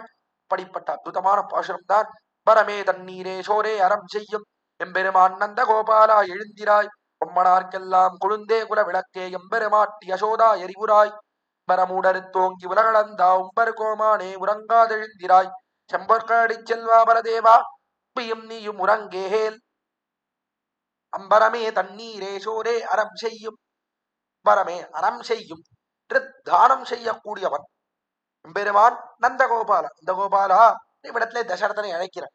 என்ன பண்றான் அப்படின்னா என்ன தானம் பண்ணுகிறான். இதை தானம் பண்றான்னா அம்பரமே அம்பரம் என்று வஸ்திர தானம் என்ன, தண்ணீரே என்று தண்ணீர் தானம் என்ன, சோரே சோர் தானம் என்ன, இதையெல்லாம் பண்ணுகிறான். இதை மூனை தெரிவித்தது எதை காட்டுகிறது என்றால் தாரக போஷக போக்கியங்கள் தெரிவிப்பதுண்டு. தாரகம் என்று தரிக்க வேண்டும் என்பதற்காக இருக்கக்கூடியது தண்ணீர். தண்ணீர் இல்லைன்னா தரிக்க முடியாது. அதே போல் சோறுதான் போஷகம், உடலை வளர்க்கக்கூடியதாக இருக்கிறது. போஷகம் அது சோறாக இருக்கிறது. வேற போக்கிய பதார்த்தங்கள் வஸ்திரம். வஸ்திரம்னு சொன்னதே உடுக்க வேண்டிய பதார்த்தம் என்ன, அதே போல மற்ற போக்கிய பதார்த்தங்கள் என்ன, இதையெல்லாம் காட்டுகிறது. இந்த அம்பரம் தண்ணீர் சோறு இதெல்லாமாக இருந்தவன் தசரதனுக்கு யாருன்னா ராமன். அவன் தான் தாரகமா இருந்தான். அவன் இருந்தபடினால்தான் இவன் உயிரோடையே இருந்தான். அவன் போயிட்டான் உடனே உயிர் போயிடுதல்லவன். இருந்த வரைக்கும் உயிரோட இருந்தான். போய் முன்னாள் உயிர் போயிடுது. அவன் தான் தாரகமாக இருந்தவன். அவன் தான் போஷகமாக இருந்தவன். அவன் இருந்தபடினால்தான் இவனாலே உயிரோடு இருக்க முடிந்தது. இவன் உடல் வளர்ந்து கொண்டிருந்ததுனாலே ராமனாலே தான் சொல்ல வேண்டும். அவனைத்தான் வைத்து அனுபவித்துக் கொண்டிருந்தான் தசரத மன்னவன். எல்லாமாகவும் தசரதனுக்கு எல்லாமாகவும் இருந்தவன் ராமன். அப்படிப்பட்ட ராமனையே அறம் செய்யும் ராமனையே தானம் பண்ணினான். அக்காலத்திலே விஸ்வாமித்திர முனிவர் வந்து கேட்டார், ராமலட்சுமணர் ராமனை அனுப்ப வேண்டும், வேள்வி சம்ரக்ஷணம் செய்வதற்கு ராமன் வேண்டும்னு கேட்டார். கேட்டப்போ முதல்ல முடியாதுன்னு சொன்னார். பிற்பாது வசிஷ்டர் அவர் உணர்த்தினவாறே அவனையே அல்லவா கொடுத்துட்டான். அவனை அல்லவா தானம் செய்தான், கொடுத்தான், அனுப்பி வைத்தான். விஸ்வாமித்திரோட கடைசி வரைக்கும் முடியாது, கட்டாயம் கொடுக்க மாட்டேன் என்று சொன்னாரோ கடைசியில தானம் செய்து அனுப்பினான் அல்லவா. இவனுக்கு எல்லாமாகவும் இருந்த ராமனையே தானம் செய்தான் அல்லவா. அதை போலே எங்களுக்கு தானம் செய்ய வேண்டும் என்று ஆண்டாள் பிரார்த்திக்கிறாள். அறம் செய்யும் எம்பெருமான் நந்த கோபால. தானத்திலே ஊன்றி இருக்கக்கூடிய நந்தகோபாலனே நீ எங்களுக்கு தானம் பண்ண வேண்டும் ஆண்டாள் பிரார்த்திக்கிறாள். இதை இவன் தானம் பண்றான்னு ஏன் இவனை தெரிவிக்கிறான்? எல்லாம் அறம் செய்யக்கூடியவன், தானம் செய்யக்கூடியவன் என்று எதனாலே தெரிவிக்கிறாள் ஆண்டாள் என்றால் இதையெல்லாம் தானம் செய்யக்கூடியவனாயிருந்தான் ராமன். ராமன் அவன் நம்பர தானம் என்ன, தண்ணீர் தானம் என்ன, சோறு தானம் என்ன, இதையெல்லாம் தானம் பண்ணக்கூடியவனா இருந்தான். அதனாலே இதையெல்லாம் தசரதனும் பண்ணக்கூடிய சுபாவத்தோடே கூடினவன் என்று ஆண்டாள் கொண்டாடுகிறான். ராமன் இங்க அம்பர தானம் பண்ணா சொல் என்றால் அம்பரம் சப்தம் இருக்கே அது சாட்டுவாக இருக்கக்கூடிய சப்தம், ரெண்டு அர்த்தத்தை காட்டக்கூடிய சப்தம். அம்பரம்ன்றது மேலெழுந்த வாரியா பார்த்தா வஸ்திரத்தை காட்டும். ஆனால் அதற்கு இன்னொரு அர்த்தமும் உண்டு. மேல ஆண்டாளே பிரயோகிக்க போகிறாள். அம்பர மூடறுத்து இடத்திலே பிரயோகிக்கிறாள். அம்பரம் என்றது ஆகாசத்தை காட்டும். ஆகாசம்னு சொன்னது பரமாகாசம், அதை காட்டும். பரமாகாசத்தை காட்டுகிறது. பரமாகாசம்னா பரமபதம். அந்த பரமபதத்தையே தானம் பண்ணான். யாருக்கு தானம் பண்ணான் என்றால் ஜடாயு மகாராஜன். அவருக்கு கொடுத்தான், பரமபதத்தை கொடுத்தான். அவர் எப்பொழுது ரக்கையை வெட்டுப்பட்டு சீதையை காக்க வேண்டும் என்பதற்காக தம் உயிரையே கொடுக்க சித்தமாக ரத்த வெள்ளத்திலே கிடந்தார். இப்பொழுது அவரை பார்த்து தெரிவித்தார், மயாத்வம் சமனுஜாதா கச்சலவுகான் அனுத்தமா. இது ராமன் தெரிவித்த அற்புதமான வார்த்தை. மயாத்வம் சமனுஜாதா. ஜடாயு மகாராஜரே நான் தெரிவிக்கிறேன், கச்சலோகான் அனுத்தமா, என்னுடைய உத்தமமான லோகம் பரமபதம், அதற்கு போய் செல்லும் அப்படின்னு தெரிவித்தான் ராமன். தெரிவித்தவாறே புறப்பட்டான் ஜடாயு மகாராஜன். சொன்னானோ இல்லையோ அவ்விடத்திலே பேதித்துக் கொண்டு, உடலை பேதித்துக் கொண்டு ஆத்மாவானது புறப்பட்டது. நேரா சூரிய மண்டலத்தை வேதித்துக் கொண்டு பரமதத்துக்கு போனது. ஜடாயு பரமதத்துக்கு போய் சேர்ந்தார்னு அற்புதமான விருத்தாந்தம் பார்க்கிறோம் அவ்விடத்தில். அப்பரமபதத்தையே கொடுத்தான் ராமன். இவன் கொடுத்தானா? இவன் எப்படி கொடுத்தான்? காலத்துல அற்புதமான ஒரு கேள்வி ஏற்பட்டது. உடைய ஆச்சாரிய கோட்டியிலே நம்பிள்ளை எழுந்தருளி இருந்தார். நம்பிள்ளை காலட்சேபத்துக்கு நிறைய கூட்டம் வரும். பல பேர் வருவார்கள், நிறைய பேர் வந்து கேட்பார்கள். நம்பிள்ளையினுடைய கோட்டியில நிறைய பேர் உட்கார்ந்துருவா. உட்கார்ந்திருந்து நிறைய கூட்டம் கேட்பார்கள். ராஜா சோழராஜாவே, நம்பெருமாள் கோஷ்டியோ நம்பிள்ளை கோஷ்டியோ, கோயில்ல நிறைய கூட்டம் திரண்டிருக்கே, இது நம்பெருமாள் அவர் புறப்பாடுக்காக வந்த கோஷ்டியா அல்லது நம்பிள்ளையினுடைய காலட்சேப கோஷ்டியா என்று ஆச்சரியப்படும்படியா அவ்வளவு பேர் திரண்டு வந்து நம்பிள்ளையினுடைய கோஷ்டியிலே அவருடைய காலட்சேப கோஷ்டியிலே அன்வைப்பார்கள். பிள்ளை கோஷ்டியோனா என்ன அர்த்தம்? நம்பெருமாளுக்கு இவ்வளவு கூட்டம் வராது, இவ்வளவு கூட்டம் இருக்குன்னா அது நம்பிள்ளை கோஷ்டியா தான் இருக்கணும் என்று ராஜா அவன் விஸ்வசிக்கும்படியாக அவ்வளவு பேர் திரண்டு கேட்பார். இதையெல்லாம் பார்த்தார் முதலியாண்டானுடைய திருப்பேரனாக இருக்கக்கூடியவர் நடுவில் திருவீதி பிள்ளை பட்டர்னு அவருக்கு பேர். இந்த நடுவில் திருவீதி பிள்ளை பட்டன்றவர் அவருக்கு இதெல்லாம் பார்த்தபடியாலே அசூயை ஏற்பட்டது, பொறாமை ஏற்பட்டது. அவரும் நல்ல ஞானியா இருக்கக்கூடியவர், பல கேட்டவர், நல்ல அனுஷ்டானத்தோட கூடியிருக்கக்கூடியவர். இப்படிப்பட்டவருக்கு என்னடாது, என்னவோ இவர் இப்படி நம்பிள்ளைன்றவர் இவர் பெரிய காலக்ஷேப அதிகாரி, நிறைய பேர் போய் கேட்கிறாளே, நாமும் தான் காலக்ஷேப அதிகாரி, நாமும் தான் விஷயங்கள் எல்லாம் சொல்றோம், நல்ல ஞானத்தோட கூடியிருக்கோம், நாம சொன்னா யாரும் வந்து கேட்கவே மாட்டேங்கிறாளே, எதனால இப்படி இருக்கு என்று அவருக்கு ஒரு பொறாமை ஏற்பட்டிருந்தது. நம்பிள்ளையின் மேலே அசூயை ஏற்பட்டிருந்தது. இப்படிப்பட்ட நடுவில் திருவீதி பிள்ளை பட்டர். ஆனால் அவ்விடத்திலே சோழ ராஜா அவனுக்கு இந்த நடுவில் திருவீதி பிள்ளை பட்டர் இடத்துல ஒரு ஈடுபாடு. அதனால அவன் நித்தியம் சோழ ராஜா இந்த நடுவில் திருவீதி பிள்ளை பட்டரை நம்முடைய ராஜதானிக்கு அழைத்து செல்வன், நம்முடைய ராஜசபை அதற்கு அழைத்து சென்று அவனுக்கு எம்பெருமான் இடத்துல ஈடுபாடு இருந்தது. அதனால அவன் பல சந்தேகங்களை எல்லாம் கேட்பான். பக்கத்துல உறையூர் இடத்துல ராஜதானி இருந்தது, ராஜதானிக்கு அழைத்து செல்வன். அவன் அவர் இடத்துல சந்தேகங்களை எல்லாம் கேட்பன். இந்த சந்தேகம் எப்படி, அந்த சந்தேகம் எப்படின்னு பல தர்ம விசாரங்கள், எம்பெருமான் விஷயத்துல இருக்கக்கூடிய இதிகாச புராணங்கள்ல இருக்கக்கூடிய சந்தேகங்கள் அதெல்லாம் கேட்பன். கேட்டால் அதற்கு இவரும் சமாதானம் எல்லாம் சொல்லுவார். ஒரு நாள் இவர் புறப்பட்டு போயிட்டு இருந்தார். ராஜசபைக்கு பெரிய பல்லக்கில் ஏறிண்டு அப்படி போயிட்டு இருக்கார். ராஜா அழைத்திருக்கிறான், சென்று கொண்டிருந்தார். போற வழியில அப்பொழுது நம்பிள்ளையினுடைய சிஷ்யராக இருக்கக்கூடியவர் பின்பழகிய பெருமாழ்ச்சியர் என்ற சிஷ்யர். இந்த சிஷ்யர் அவர் நடந்து போயிட்டு இருந்தார். நடந்து போயிட்டு இருந்தவர்னே பார்த்தார். இவர் பார்த்தார், இவர் பின்பழகியராம் பெருமாழ்ச்சியர் போயிட்டு இருக்காரு. இவர் நம்பிள்ளையினுடைய காலக்ஷேப கோட்டியிலே எப்பொழுதும் விடாமல் அன்வைக்கக்கூடியவர். நம்பிள்ளைக்கு ஆனாடிமைகள் செய் அந்நிலைய நன்னெஞ்சு பின்பழகராம் பெருமாழ்ச்சியர் பெருந்திவத்தில் அன்பதுமத்து நீ காஜையினால் நம்பிள்ளை காணாடிமைகள் செய் அந்நிலைய நன்னெஞ்சே உணவரை எப்பொழுது மூணெஞ்சிறார் மனவாள மாமனிகள். பிள்ளைக்கு சகலவிதமான கைங்கரியங்களையும் செய்து போந்தவர் பின்பழகிய பெருமாழ்ச்சியர். இப்படிப்பட்ட பின்பழகிய பெருமாழ்ச்சியரை பார்த்தார் இந்த நடுவில் திருவீதி பிள்ளை பட்டர். பார்த்தவாறே நடந்து போயிட்டு இருக்கார். இவரையும் கூட்டின்னு போவோம். எப்பொழுதும் நம்பிள்ளை நம்பிள்ளைன்னு கொண்டாடிட்டு நம்பிள்ளைக்கே எல்லா அடிமையும் பண்ணிட்டு இருக்காரு, நம்ம பிரபாவம் என்னன்னு பார்க்கட்டும். இவர் ராஜா எப்படி கேள்வி கேட்கிறா, நாம எப்படி சமாதானம் சொல்றோம், என்னெல்லாம் சொல்றோம்னு கொஞ்சம் கத்துக்கட்டும் நீ நினைச்சார். பேருக்கு அழைத்தார். போய் பின்பழகிய பெருமாழ்ச்சியரே, ராஜசபைக்கு போயிட்டு இருக்கேன், ராஜா கூட்டிருக்கான், வரீரா என் கூட அப்படின்னு கேட்டார். கேட்டவாறே பின்பழகிய பெருமாழ்ச்சியர் பார்த்தார். பெரியவர் கூப்பிடுறார், உயர்ந்த குலத்திலே பிறந்தவர், அதே முடியாதுன்னு சொல்லக்கூடாது, அடியே அப்படியே ஆட்டும் அப்படின்னு சொன்னார். அவரும் பின்தொடர்ந்து வர நேரம் ராஜசபைக்கு போனார். ரெண்டு பேரும் ராஜசபையிலே போனார். ராஜா ஆசனம் கொடுத்தான். இவர் அமர்ந்தார். நடுவில் திருவீதி பிள்ளை பட்டர். ராஜா வந்து நின்றார். நின்று பார்த்து வாரும் வாரும் சந்தோஷம், எனக்கு ஒரு சந்தேகம் இருக்கிறது. இன்னைக்கு இந்த சந்தேகத்துக்கு ரொம்ப நாளா இருந்த சந்தேகம் கேட்கணும்னு தோணித்து இருக்கு, நீ சமாதானம் சொல்ல வேண்டும் அப்படின்னு கேட்டார். சரி அதற்கு என்ன கேளுப்பா ராஜாவே, என்ன சந்தேகம் அப்படின்னு கேட்டார். கேட்ட காலத்திலே ராஜா தெரிவித்தார், சுவாமின்னு ராமன் இந்த லோகத்திலே எல்லா காரியத்தையும் மனிதனாகவே இருந்து பண்றார், மனுஷனா பூர்ணமா மனுஷனா இருந்து பண்ற அவதார் என்று சங்கல்பித்துக் கொண்டு வந்தார். அந்தபடியாலே எந்த காரியமும் தன்னுடைய தேவத்துவத்துக்கு சேர, தான் தேவனாக இருக்கக்கூடியவன் விஷ்ணு என்பதற்கு சேர எந்த காரியமுமே பண்ணல. கிருஷ்ணன் வேணா தேவத்துவத்துக்கு சேர காரியம் எல்லாம் பண்ணா, ராமன் மனிதனாகவே இருந்து காரியம் பண்ணான். ஒத்துக்கிறீரா இல்லையா கேட்டான் ராஜா. கேட்டவாறே நடுவில் திருவீதி பிள்ளை பட்டர், சரி ஒத்துக்கிறேன், ஆமா நீ சொல்றது சரிதான் அப்படின்னு கேட்டான். சொன்னார். சொன்னவாறே ராஜா கேட்டார். அப்பொழுது ஜட்டாயுவுக்கு ராமன் எப்படி மோட்சம் கொடுத்தான், ஜட்டாயுக்கு மோட்சத்துக்கு அனுப்பினானே, இது மனிதனா இருந்து பண்ண காரியமா தேவனா இருந்து பண்ண காரியமா? தேவனா இருந்து தானே பண்ண காரியம். ஒரு மனிதனாலே மோட்சம் கொடுக்க முடியுமா? பரமதம் கொடுக்க முடியுமா? பரமதம் கொடுத்தான்னா அறப்பிரிவனான சர்வேஸ்வரன் எம்பெருமானால தானே கொடுக்க முடியும். அப்பொழுது தேவத்துவம் வெளிவந்துடுத்தே, மனுஷனாவே இருந்து காரியம் பண்ணுவேன்னு சொன்னவனுக்கு தேவத்துவம் வெளிவந்துடுத்தே, எப்படி சேரும் என்று கேட்டார். அவ்விடத்திலே ராஜா பார்த்தார். நடுவில் திருவீதி பிள்ளை பட்டார். இதுக்கு சமாதானம் தெரியல அவருக்கு. என்னடா அது இப்படி ஒரு கேள்வி கேட்டுட்டா, என்ன சமாதானம் சொல்றதுன்னு தெரியலையே, எப்படி பதில் சொல்றதுன்னு தெரியலையே பார்த்தார். கலங்கி போனார். ராஜாவுக்கு அதுக்குள்ள இன்னொரு ராஜகாரியம் வந்துடுது. ஒரு 2 நிமிஷம் இரும், இதோ வந்துடுறேன், ஒரு சின்ன காரியம் வந்துடுச்சு, ராஜகாரியம் பார்த்துட்டு வந்துடும் சொன்னான். ராஜா சொல்லிட்டு கிளம்பி போயிட்டார். பார்த்தார் இந்த நடுவில் திருவீதி புள்ள பட்டர். ராஜாவுக்கு என்ன சொல்றதுன்னு தெரியலையே பக்கத்துல பார்த்தார். பின்பழக பெருமாட்சியர் அப்படி சாதுவா உட்கார்ந்து உட்கார்ந்த உடனே அவரை அழைத்தார். நடுவில் திருவீதி புள்ள பட்டர். ஓய் பின்பழகிய பெருமாட்சியரை எப்படி கேட்டா பாத்தீரா ராஜா? சாதாரணமா பதில் சொல்ல முடியுமா? எப்படிப்பட்ட கேள்வி பாத்தீரா? எப்போல நம்பிள்ளை கேள்வி எல்லாம் கேட்டா பதில் சொல்லுவாரா? இந்த மாதிரி கேள்வி வந்திருந்தா நம்பிள்ளை என்ன பதில் சொல்லியிருப்பார் அப்படின்னு கேட்டார். இவருக்கு பதில் தெரியல, தெரியாதபடியால கேட்டார். அதை கேட்கறதுக்கும் இவருக்கு கொஞ்சம் அவமானமா இருந்தது. நம்பிள்ளை இதுக்கு சமாதானம் சொல்லியிருக்காரா அப்படின்னு பதில் சொல்லணும்னு கேட்கறதுக்கும் அவமானமா இருந்தது. அதனால என்ன பண்ணாரா, நம்பிள்ளை இருந்திருந்தார் என்ன சொல்லியிருப்பார் சொல்லும் அப்படின்னு கேட்டார்.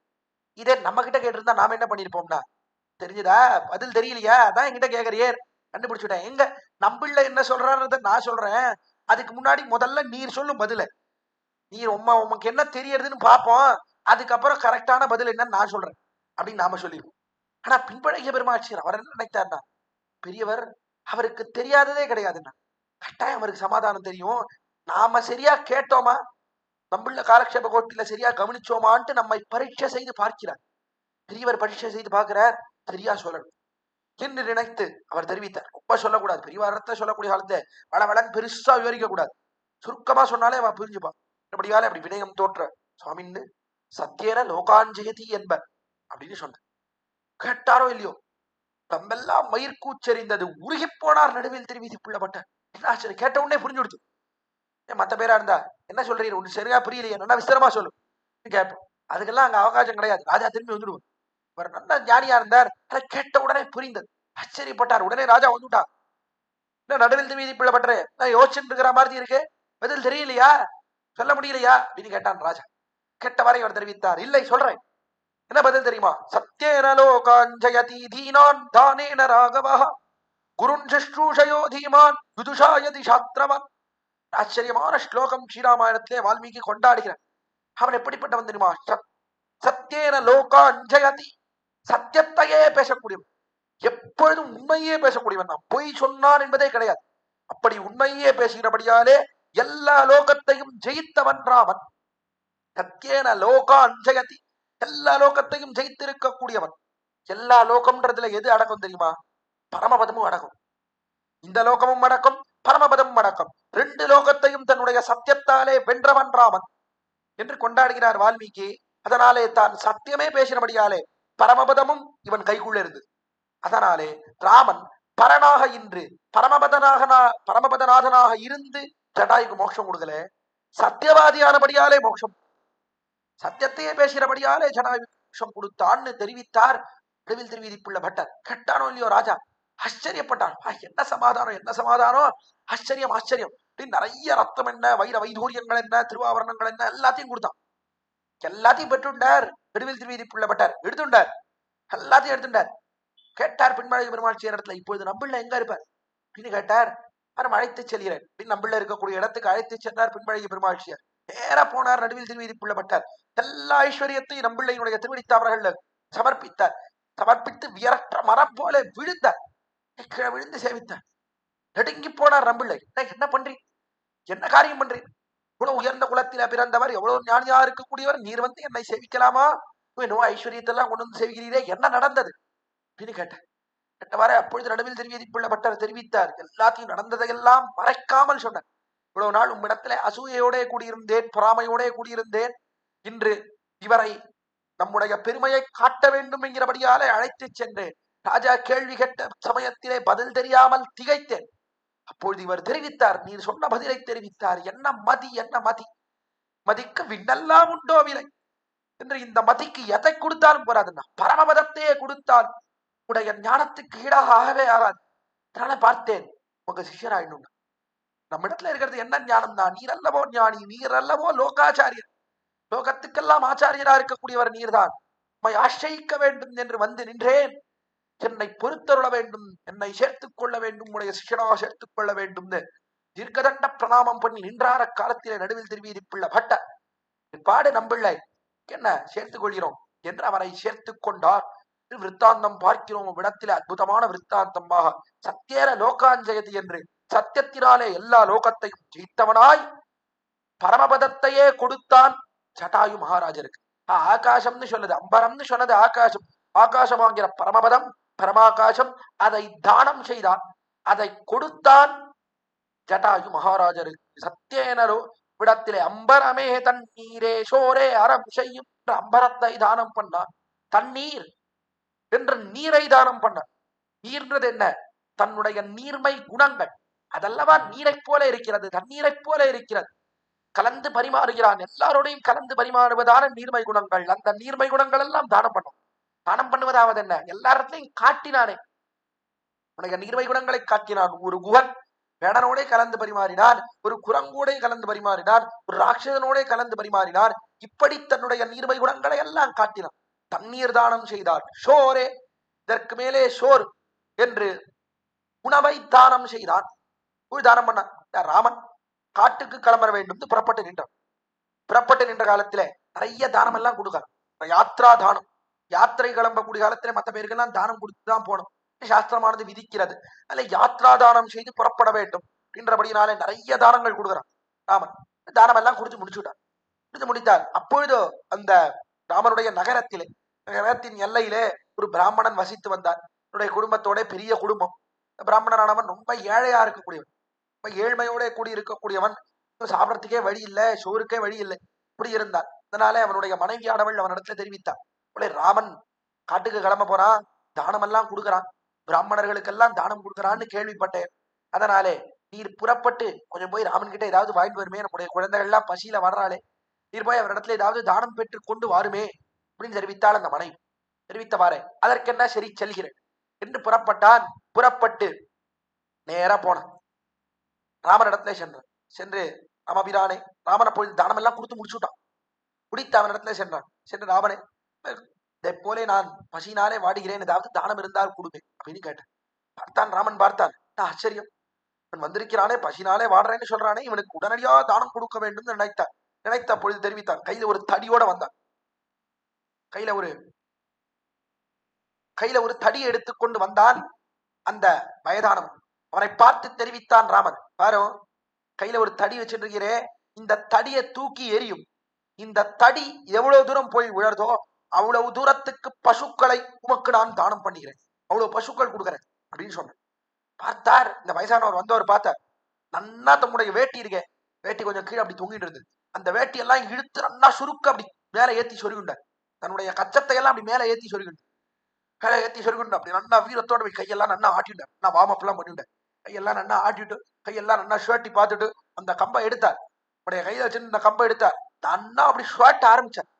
பார்த்தான் ராமன், என்ன ஆச்சரியம், இவருக்கு என்ன பசி, எப்படிப்பட்ட ஒரு உத்வேகம் இருந்திருந்தால் இப்படி ஷர்ட்ட வேண்டும் நீ பார்த்துட்டே இருந்தான் ராமன். பார்த்துட்டே இருக்கும்போது அந்த தடி அப்படி ஷர்ட்டி தூக்கி எரிஞ்சார். எரிந்தது எங்க போயிட்டுன்னா சரையூ நதிக்கு அக்கறையிலே போய் விழுந்தது. உப்பரிக்கையிலேருந்து, ராமனுடைய மாளிகையினுடைய உப்பரிக்கையிலேருந்து தூக்கி எரிந்தது சரையூக்கு அக்கறையில போய் விழுந்தது. ஆச்சரியப்பட்டான் ராமன், என்ன ஆச்சரியம், எவ்வளவு சக்தி இவரிடத்துல, நம்மால கூட இவ்வளவு தூரம் தூக்கி போட முடியாது போல இருக்கே, இவ்வளவு தூரம் தூக்கி போட்டிருக்காரு.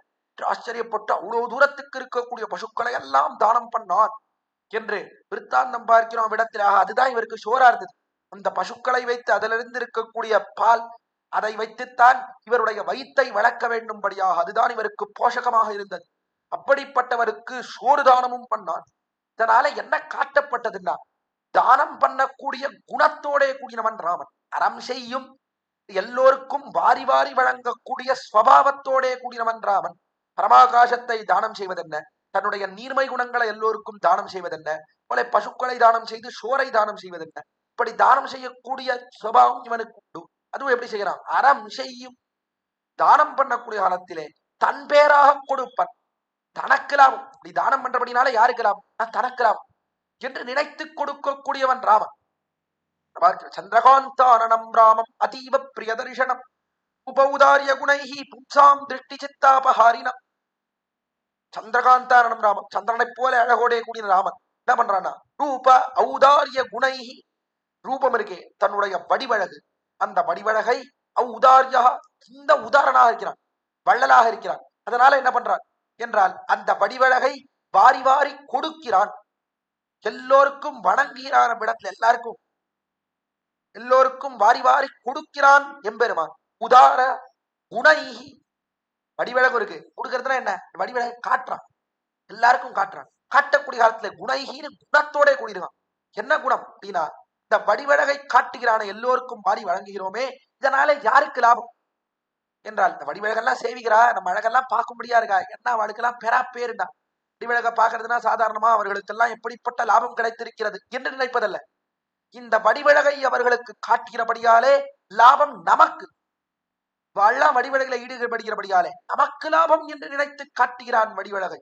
குணைஹி என்று என்ன குணம், என்ன குணம், வடிவழகை அவர்களுக்கு வாரி வாரி கொடுப்பதும் தன் பேராக தனக்கு லாபம் நினைத்து கொடுக்கிறானேன்னு ஆச்சரியப்படுகிறார் வால்மீகி. அப்படி அறம் செய்யும், அறம் செய்யக்கூடிய குணம் ராமனிடத்துல இருந்தது. அதனாலே ராமனிடத்துல இருக்கக்கூடிய குணம் யாருக்கிட்ட இருந்து வரும், சக்கரவர்த்தி இடத்துல இருந்து அல்லவா வரும். தசரதனுக்கு இருக்கக்கூடியதல்லவா ராமனுக்கு இருக்கு. அற்புதமா வியாக்கியாதாக்கள் காட்டுகிறார்கள். எம்பெருமானுக்கு பரமபதத்திலே இருக்கக்கூடிய குணங்கள், அந்த குணங்கள் என்ன, இந்த லோகத்திலே எம்பெருமான் அவதரித்த காலத்திலே படைத்த குணங்கள், நீர்மை குணங்கள்லாம் காட்டுறானே, இந்த குணங்கள் என்ன, இது எல்லா குணங்களையும் சேர்த்தால் தசரதனுடைய குணத்துக்கு சமமாக, தசரதனுடைய குணம், அந்த குணத்திலிருந்து தான் இது எல்லாமே வந்திருக்கு. அதுதான் ஊத்தோ சொல்லும்படியா, தசரதனுடைய குணத்திலிருந்து தான் இந்த லோகத்திலே காட்டின குணங்கள், பரவத்துல இருக்கிற குணங்கள் எல்லாம் வந்துதோ என்று சொல்லும்படியா இருக்கிறது. பெரியோர்கள் ஆச்சரியமா காட்டுறாக, தானம் செய்யக்கூடிய குணம் ராமனிடத்துல இருந்தது, அதனாலே இந்த குணம் தசரதனிடத்திலேயும் இருக்க வேண்டும்.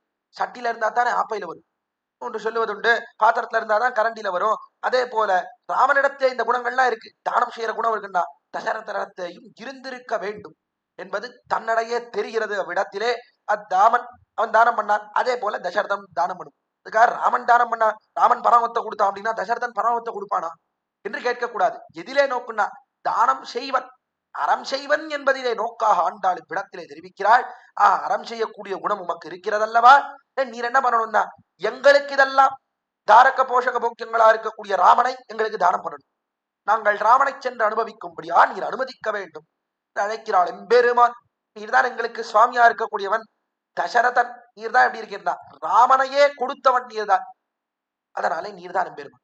ராமன் எம்பெருமான் கிடையாது, ராமனாகிற பெருமாளுக்கும் சுவாமியா இருக்கிறபடியாலே நீர் எம்பெருமான், ராமனையே கொடுத்தவராகையாலே நீர்தான் எம்பெருமானா இருக்கிற. அப்படிப்பட்ட எம்பெருமான் நந்தகோபாலா எழுந்திராய், நந்தகோபரே நீர் எழுந்திருக்க வேண்டும், எழுந்து எங்களை உள்ளே அனுப்ப வேண்டும் என்று பிரார்த்திக்கிறார். சுவாமி நந்தகோபாரா அப்படின்னு தசரதன் அப்ப இருந்தானா, இருக்கானா என்பதெல்லாம் இவ்விடத்திலே கேள்வி கிடையாது. இவர்கள் என்ன, இவர்களுக்கு காலம் என்கிற இடைச்சுவரே கிடையாது. காலம் என்கிற இடைச்சுவர் இல்லாதபடியாலே தசரதன் படுத்துக் கொண்டிருப்பதாக பாவித்து இவ்விடத்திலே பாசுரம் பாடுகிறார்கள். தசரதன் படுத்துன்றான், அப்படிப்பட்டவன் இடத்திலே அனுமதி பெற்று உள்ளே புகுகிறார்கள். நந்தகோபாலா எழுந்திராய் பிரார்த்தித்தவாறு அவனும் சரி உள்ள போங்கும் அப்படின்னு கண்ணாலேயே காட்டினான். கட்டினவாறு அடுத்த கட்டுக்குள்ளே புகுந்தார்கள். அடுத்த கட்டிலே படுத்துக் கொண்டிருந்தார்கள். என்ன ஆச்சரியம்னா 3 பேர் படுத்துட்டு இருந்தார். 3 பேரை எழுப்புகிறாள் ஆண்டாள். கொம்பனார்க்கெல்லாம் கொழுந்தே குல விளக்கே எம்பெருமாட்டி யசோதா எரிபுராய். கொம்பனார்க்கெல்லாம் கொழுந்து, கொம்பை போல இருக்கக்கூடியவர்கள், வஞ்சி கொடியை போல இருக்கக்கூடியவர்களுக்கெல்லாம் கொழுந்தாக இருக்கிறாள். கொழுந்து, கொழுந்துனா எப்படி இருக்கு அப்படின்னா கொடியினுடைய நுனி பாகத்துல இருக்கு, இதனாலே மிகுந்த மார்தவத்தோட கூடி இருக்கிறது, ரொம்ப மிருதுவா இருக்கு கொழுந்து, மார்தவத்தோட கூடி இருக்கக்கூடியது கொழுந்து. அதே போல கைகேயி சொல்லக்கூடியவள் எப்படி இருந்தா, தசரதனுக்கு நிறைய மனைவிமார்கள், 165 மனைவிகள் அப்படின்னு சொல்றான். தசரதன் அவன் பரசுராமன் அவன் 21 தடவை பூப்ரதட்சணம் பண்ணினான். 21 தடவை பூப்ரதட்சணம் பண்ணி எல்லா ராஜாக்களையும் கொண்டுண்டே வந்தான். கொண்டுண்டே வந்த காலத்துல அவன் ஒரு நியமம் வச்சுட்டு இருந்தான், நான் கல்யாணம் ஆன உடனே இருக்கக்கூடிய ராஜா அவனை கொல்ல மாட்டேன். கல்யாணமாய் அப்பதான் கல்யாணமாயிருக்கு, காப்பு கட்டியிருக்கான், இன்னும் கல்யாணம் காப்ப கூட அவுக்கல அப்படின்னா அப்படிப்பட்ட ராஜாவை நான் கொல்ல மாட்டேன் அப்படின்னு ஒரு சங்கல்பம் பண்ணி வச்சுட்டு இருந்தா பரசுராமன். அது எப்படியோ தசரதனுக்கு மட்டும் தெரிஞ்சுடுச்சு. தெரிஞ்சபடியால என்ன பண்ணுவானா அப்படின்னா, பரசுராமன் வருவன், வரக்கூடிய காலத்துல பரசுராமன் வரான்னு அங்கங்க தூதர்கள் எல்லாம் நிப்பாட்டி வச்சிருப்பான். பரசுராமன் வரான்னு தெரிஞ்ச உடனே ஒரு பொண்ணை பிடிச்சு உடனே கல்யாணம் பண்ணிடுவான். அவனுக்கு என்னவோ தசரதனுக்கு அந்த காலத்துல பொண்ணு கிடைச்சது, உடனே பரசுராமன் வரான்னு தெரிஞ்ச உடனே பொண்ணு கிடைக்கிற மாதிரி இருந்தது. உடனே பொண்ணு கிடைச்சது, உடனே கல்யாணம் பண்ணிவிடுவான். கல்யாணம் பண்ணிட்டு தூரத்திலேருந்தே உப்பரிக்கையிலேருந்தே தன்னுடைய கையை தூக்கி அந்த காப்பை அப்படி ஆட்டுவன். தசரதன் கையில இருக்கக்கூடிய காப்பை தூரத்துல இருந்து பார்த்த உடனே காப்பை ஆட்டி ஆட்டி காட்டுவன். காட்டின உடனே இப்பதான் கல்யாணம் இருக்கா, சரி போ, இந்த தசரதன் எப்ப வந்தாலும் ஒரு கல்யாணம் பண்ணிட்டு இருக்கான், சரி போன்னு கிளம்பி போயிடுவேன். இப்படி ஒவ்வொரு தடவை வரும்போதும் ஒவ்வொரு கல்யாணம் பண்ணி காப்பை ஆட்டிகிட்டே இருந்தான். அல்ல அவனுக்கு 365 கல்யாணம் அப்படின்னு ரசமா சொல்றான். வால்மீகி ராமாயணத்துல இல்ல, பாடு வந்த கவிகள் எல்லாம் ரசமாக தெரிவிக்கிறார்கள். அப்படி பல மனைவிகள் இருந்தாலும் இவள்தான் இளையவளாக இருந்தாள். கைகேயி தான் இளையவளா இருந்தா, அர்த்தம் இடத்துல மிகுந்த பிரீத்தி தசரதனுக்கு. கைகேயி இடத்துல இருந்த பிரீத்தியை போல மற்ற பேர் இடத்துல இல்லைன்னு சொல்ல வேண்டும். கைகேயி இடத்துல மிகவும் பிரீத்தியோட கூடியிருந்தான் தசரத மன்னவனாக. இவள்தான் மிருதுவாக இருக்கிறாள். எப்படி கொடியிலே கொழுந்தானது மிருதுவாக மார்த்தவத்தோட கூடியிருக்கிறதோ அதே போல இவள் இளையவளாகிறபடியாலே மிகுந்த மார்த்தவத்தோட கூடியிருந்தாள். படிப்பட்ட கொழுந்தே கொம்பனார்க்கெல்லாம் கொழுந்தே குலவிளக்கே. குலவிளக்கே, குலவிளக்கா இருக்கக்கூடியவளேன்னு சுமித்ரையை எழுப்புகிறாள் ஆண்டாள். சுமித்ரை இவள் எப்படி இருக்கக்கூடியவள்னா மிகுந்த ஞானத்தோட கூடியிருக்கக்கூடியவள். விளக்கு விளக்குன்னா ஞானத்தை காட்டுகிறது. சுமித்ரைன்னு சொல்லக்கூடியவள் மிகுந்த ஞானத்தோட கூடியிருந்தாள். அக்காலத்தில ஒரு மனைவிகளுக்குள்ளேயே சுண்டு சுமித்ரையை போல ஞானம் யாருக்குமே கிடையாது சொல்லிட்டு அப்படிப்பட்ட ஞானத்தோட கூடியிருந்தாள் சுமித்ரை. ராமன் காட்டுக்கு புறப்படணும்னு புறப்பட்டார். புறப்பட்ட காலத்திலே லக்ஷ்மணன் அவனும் கூட செல்வேன், ராமனோட கூட செல்வேன் புறப்பட்டான். புறப்பட்டு தாயாரிடத்துல அனுமதி பெற வேண்டும் என்பதற்காக நேரா சுமித்திரை இடத்துல போனோம். சுமித்திரை இடத்துல போய், சுமித்ரையே நீர் அனுமதிக்க வேண்டும், நான் காட்டுக்கு போறேன்னு சொன்னேன். சொன்னவாறே சுமித்ரை என்ன சொன்னா அப்படின்னா, சிஷ்டஸ்துவம் மணவாசாய ஸ்வனுரத்த சுகுர்ஜனே ராமே பிரமாதம் மாகாரிஷி புத்திர பிராதரிகச்சதி. தெரிவித்த அற்புதமான வார்த்தை. அத்தை எந்த தாயும் சொல்ல மாட்டான். எந்த தாயாவது அண்ணா காட்டுக்கு போறான் நானும் காட்டுக்கு போறேன் நீ சொன்னா விடுவாள, ஒருத்தையும் விட மாட்டான். ஆனால் சுமித்ரா என்ன சொன்னா, சிஷ்டஸ்துவம் மணவாசாய உன்னை படைத்ததே உன்னை பெற்றதே எதுக்கா காட்டுக்கு போறதுக்காகத்தான் சொல்லிட்டா சுமித்ரை. ஆச்சரியப்பட்டா பூர்வர்கள், என்ன சுவாமி ராமன் காட்டுக்கு போறான்னு சுமித்ரைக்கு தெரியுமா முன்னாடியே? நம்ம பெத்ததே காட்டுக்காகத்தான் அப்படின்னு சொல்றாளே, எதுக்காக இப்படி சொல்றான் அப்படின்னா, பெற்று வைத்தது இப்பொழுது காட்டுக்கு போக உதவுறது இல்லையோ அதனால தெரிவிக்கிறேன். போல தெரிவிப்பது நிறைய பணம் எல்லாம் சேர்த்து வைக்கிறோம், ஆபத்து காலத்திலே உதவும், மேல ஏதாவது ஆபத்து வந்தால் தேவைப்படும் பணத்தை சேகரித்து வைக்கிறோம். திடீர்னு ஒரு ஆபத்து வருது, திடீர்னு ஒரு வியாதி வருது, ஏதோ ஒரு ஆபரேஷன் வருது, வந்தா பா இவ்வளவு நாள் நான் சேர்த்து வச்சதே இதுக்காகத்தான், இந்த ஆபரேஷன் வரும்னா சேர்த்து வச்சேன் அப்படின்னு சொல்றேன். இவருக்கு ரொம்ப தெரியுமா இந்த வியாதி வரும் ஆபரேஷன் வரும்னு? ரொம்ப தெரியுமா? என்ன எதுக்கும் இருக்கட்டும், ஏதாவது ஒரு ஆபத்து வந்தால் என்ன செய்வது என்பதற்காக சேர்த்து வைப்பது. சேர்த்து வைத்த காலத்துல இந்த ஆபத்து வந்த உடனே என்ன ஏற்படுறது, இந்த ஆபத்துக்காகத்தான் சேர்த்து வச்சேனோ அப்படின்னு சொல்றது. அதே போல ராமனுக்கு கைங்கரியம் பண்ண வேண்டும் ஒரு பிள்ளையை பெற்றெடுத்தாள். காட்டுக்கு போக வேண்டிய நிலை வந்தவாறே இவள் என்ன சொல்றான், இதுக்காகத்தான் நான் பெற்றேன், இல்ல வேலை உன்னை பெற்றதே காட்டுக்கு அனுப்புவதற்காகத்தான். சொனுருத்த சூர்ஜனே சென்று வா, ஜாகிரதையாக ராமனை ரட்சித்து வா என்று சொல்லி அனுப்பினாள். அப்படிப்பட்ட ஞானியா இருக்கக்கூடியவள் பலபடியா பேசுகிறாள். லக்ஷ்மணன் அவனுக்கே அறிவை போட்டுகிறாள் விடத்திலே. சுமித்ரை எப்படிப்பட்ட ஞானி, பிற்பாடு கௌசல்யையும் பலபடியாக தேற்றுகிறாள் விடத்திலே ராமன் போன காலத்திலேன்னு பார்க்கிறோம். இப்படிப்பட்ட சுமித்ரை அவள் குலவிளக்காக ஞானத்தோட கூடினவளாக இருக்கிறாள். குலவிளக்கே எம்பெருமாட்டி யசோதா அறிவுராய். எம்பெருமான்னு சொல்லி ஆயிடுத்துனா அவளுக்கு எம்பெருமாட்டியாக இருக்கக்கூடியவள், மனைவியாக இருக்கக்கூடியவள், பத்னி ஸ்தானத்திலே இருக்கக்கூடிய யசோதை ஸ்ரீ கௌசல்ய பிராட்டி. எதனால யசோதைன்னு கீழே ஒரு நாள் தெரிவித்தேன். லோகத்துக்கே யசஸை கொடுக்கும் வகையிலே ராமனை பெற்றெடுத்தாள். அப்படிப்பட்ட யசோதையா இருக்கக்கூடிய கௌசல்யே, நீங்கள் 3 பேரும் அறிவுற வேண்டும். நீங்கள் 3 பேரும் அனுமதித்தால் தான் ராமனுக்கு ஈடுபாடு ஏற்படும். இல்ல ஒருத்தர் அனுமதிதான், கௌசல்ய அனுமதித்தால் கைகைக்கு இஷ்டம் இல்லை, போறதுல இஷ்டம் இல்லை அப்படின்னா ராமன் முகம் கொடுப்பானா? முகம் கொடுக்க மாட்டான். அல்லது கைகை அனுமதித்தால் கௌசல்யக்கு விருப்பம் இல்லை அப்படின்னா ராமன் முகம் கொடுப்பானா? முகம் கொடுக்க மாட்டான். நீங்கள் 3 பேரும் அறிவுற்றோ எங்களை அனுமதிக்க நாங்கள் உள்புக வேண்டும் என்று அண்டாள் பிரார்த்திக்கக்கூடிய அற்புதமான பாசுரம். நீ மேற்கொண்டோ ராமனை எழுப்புகிறாள், லக்ஷ்மணனை எழுப்புகிறாள், அடுத்த பாசுரத்திலே சீதா விராட்டியை எழுப்புகிறாள். எப்படி எழுப்புறா, இதுக்காக எழுப்புறா இத்தியாதியான விஷயங்களை தொடர்ந்து நாளை தினம் இந்த கோட்டில் அனுபவிக்க பிராப்தம் என்று தெரிவித்து இன்றைய உபன்யாசத்தை நிறுத்துகிறேன். முந்து மதகளி தன் ஓடாத தோல்வலியன் நந்தகோபாலன் மருமகளே நப்பின்னாய் கந்தம் கமலும் குடலி கடதிரவாய் வந்தெங்கும் கோழி அழைத்தரகான் மாதவி பந்தல் மேல் பல்கால் குயிரினங்கள் கூவினகான் பந்தார் விரலி உண்மை துணன் பேர் பாடா செந்தாமரை கையால் சீரார் வளைகொழிப்பா வந்து திரவாய் மகிழ்ந்து ஏலோர் எம்பாவாய். அண்டாள் திருவடிகளே சரணம், எம்பெருமானார் திருவடிகளே சரணம், ஜிய திருவடிகளே சரணம். திருவாடி பூரத்து ஜகத்துதித்தாள் வாழியே, திருப்பாவம் பதும் செப்பினாள் வாழியே, பெரியாழ்வார் பெற்றெடுத்த பெண்பிள்ள வாழியே, பெரும்போதொரு மாமணிக்கு பின்னானாள் வாழியே, ஒரு 143 ஐத்தாள் வாழியே, எரரங்கற்கே கண்ணி முகந்தளித்தாள் வாழியே, மறுபாரும் திருமல்லி வளராடி வாழியே, அன்புது மணகற்கோதை மலர்ப்பதங்கள் வாழியே.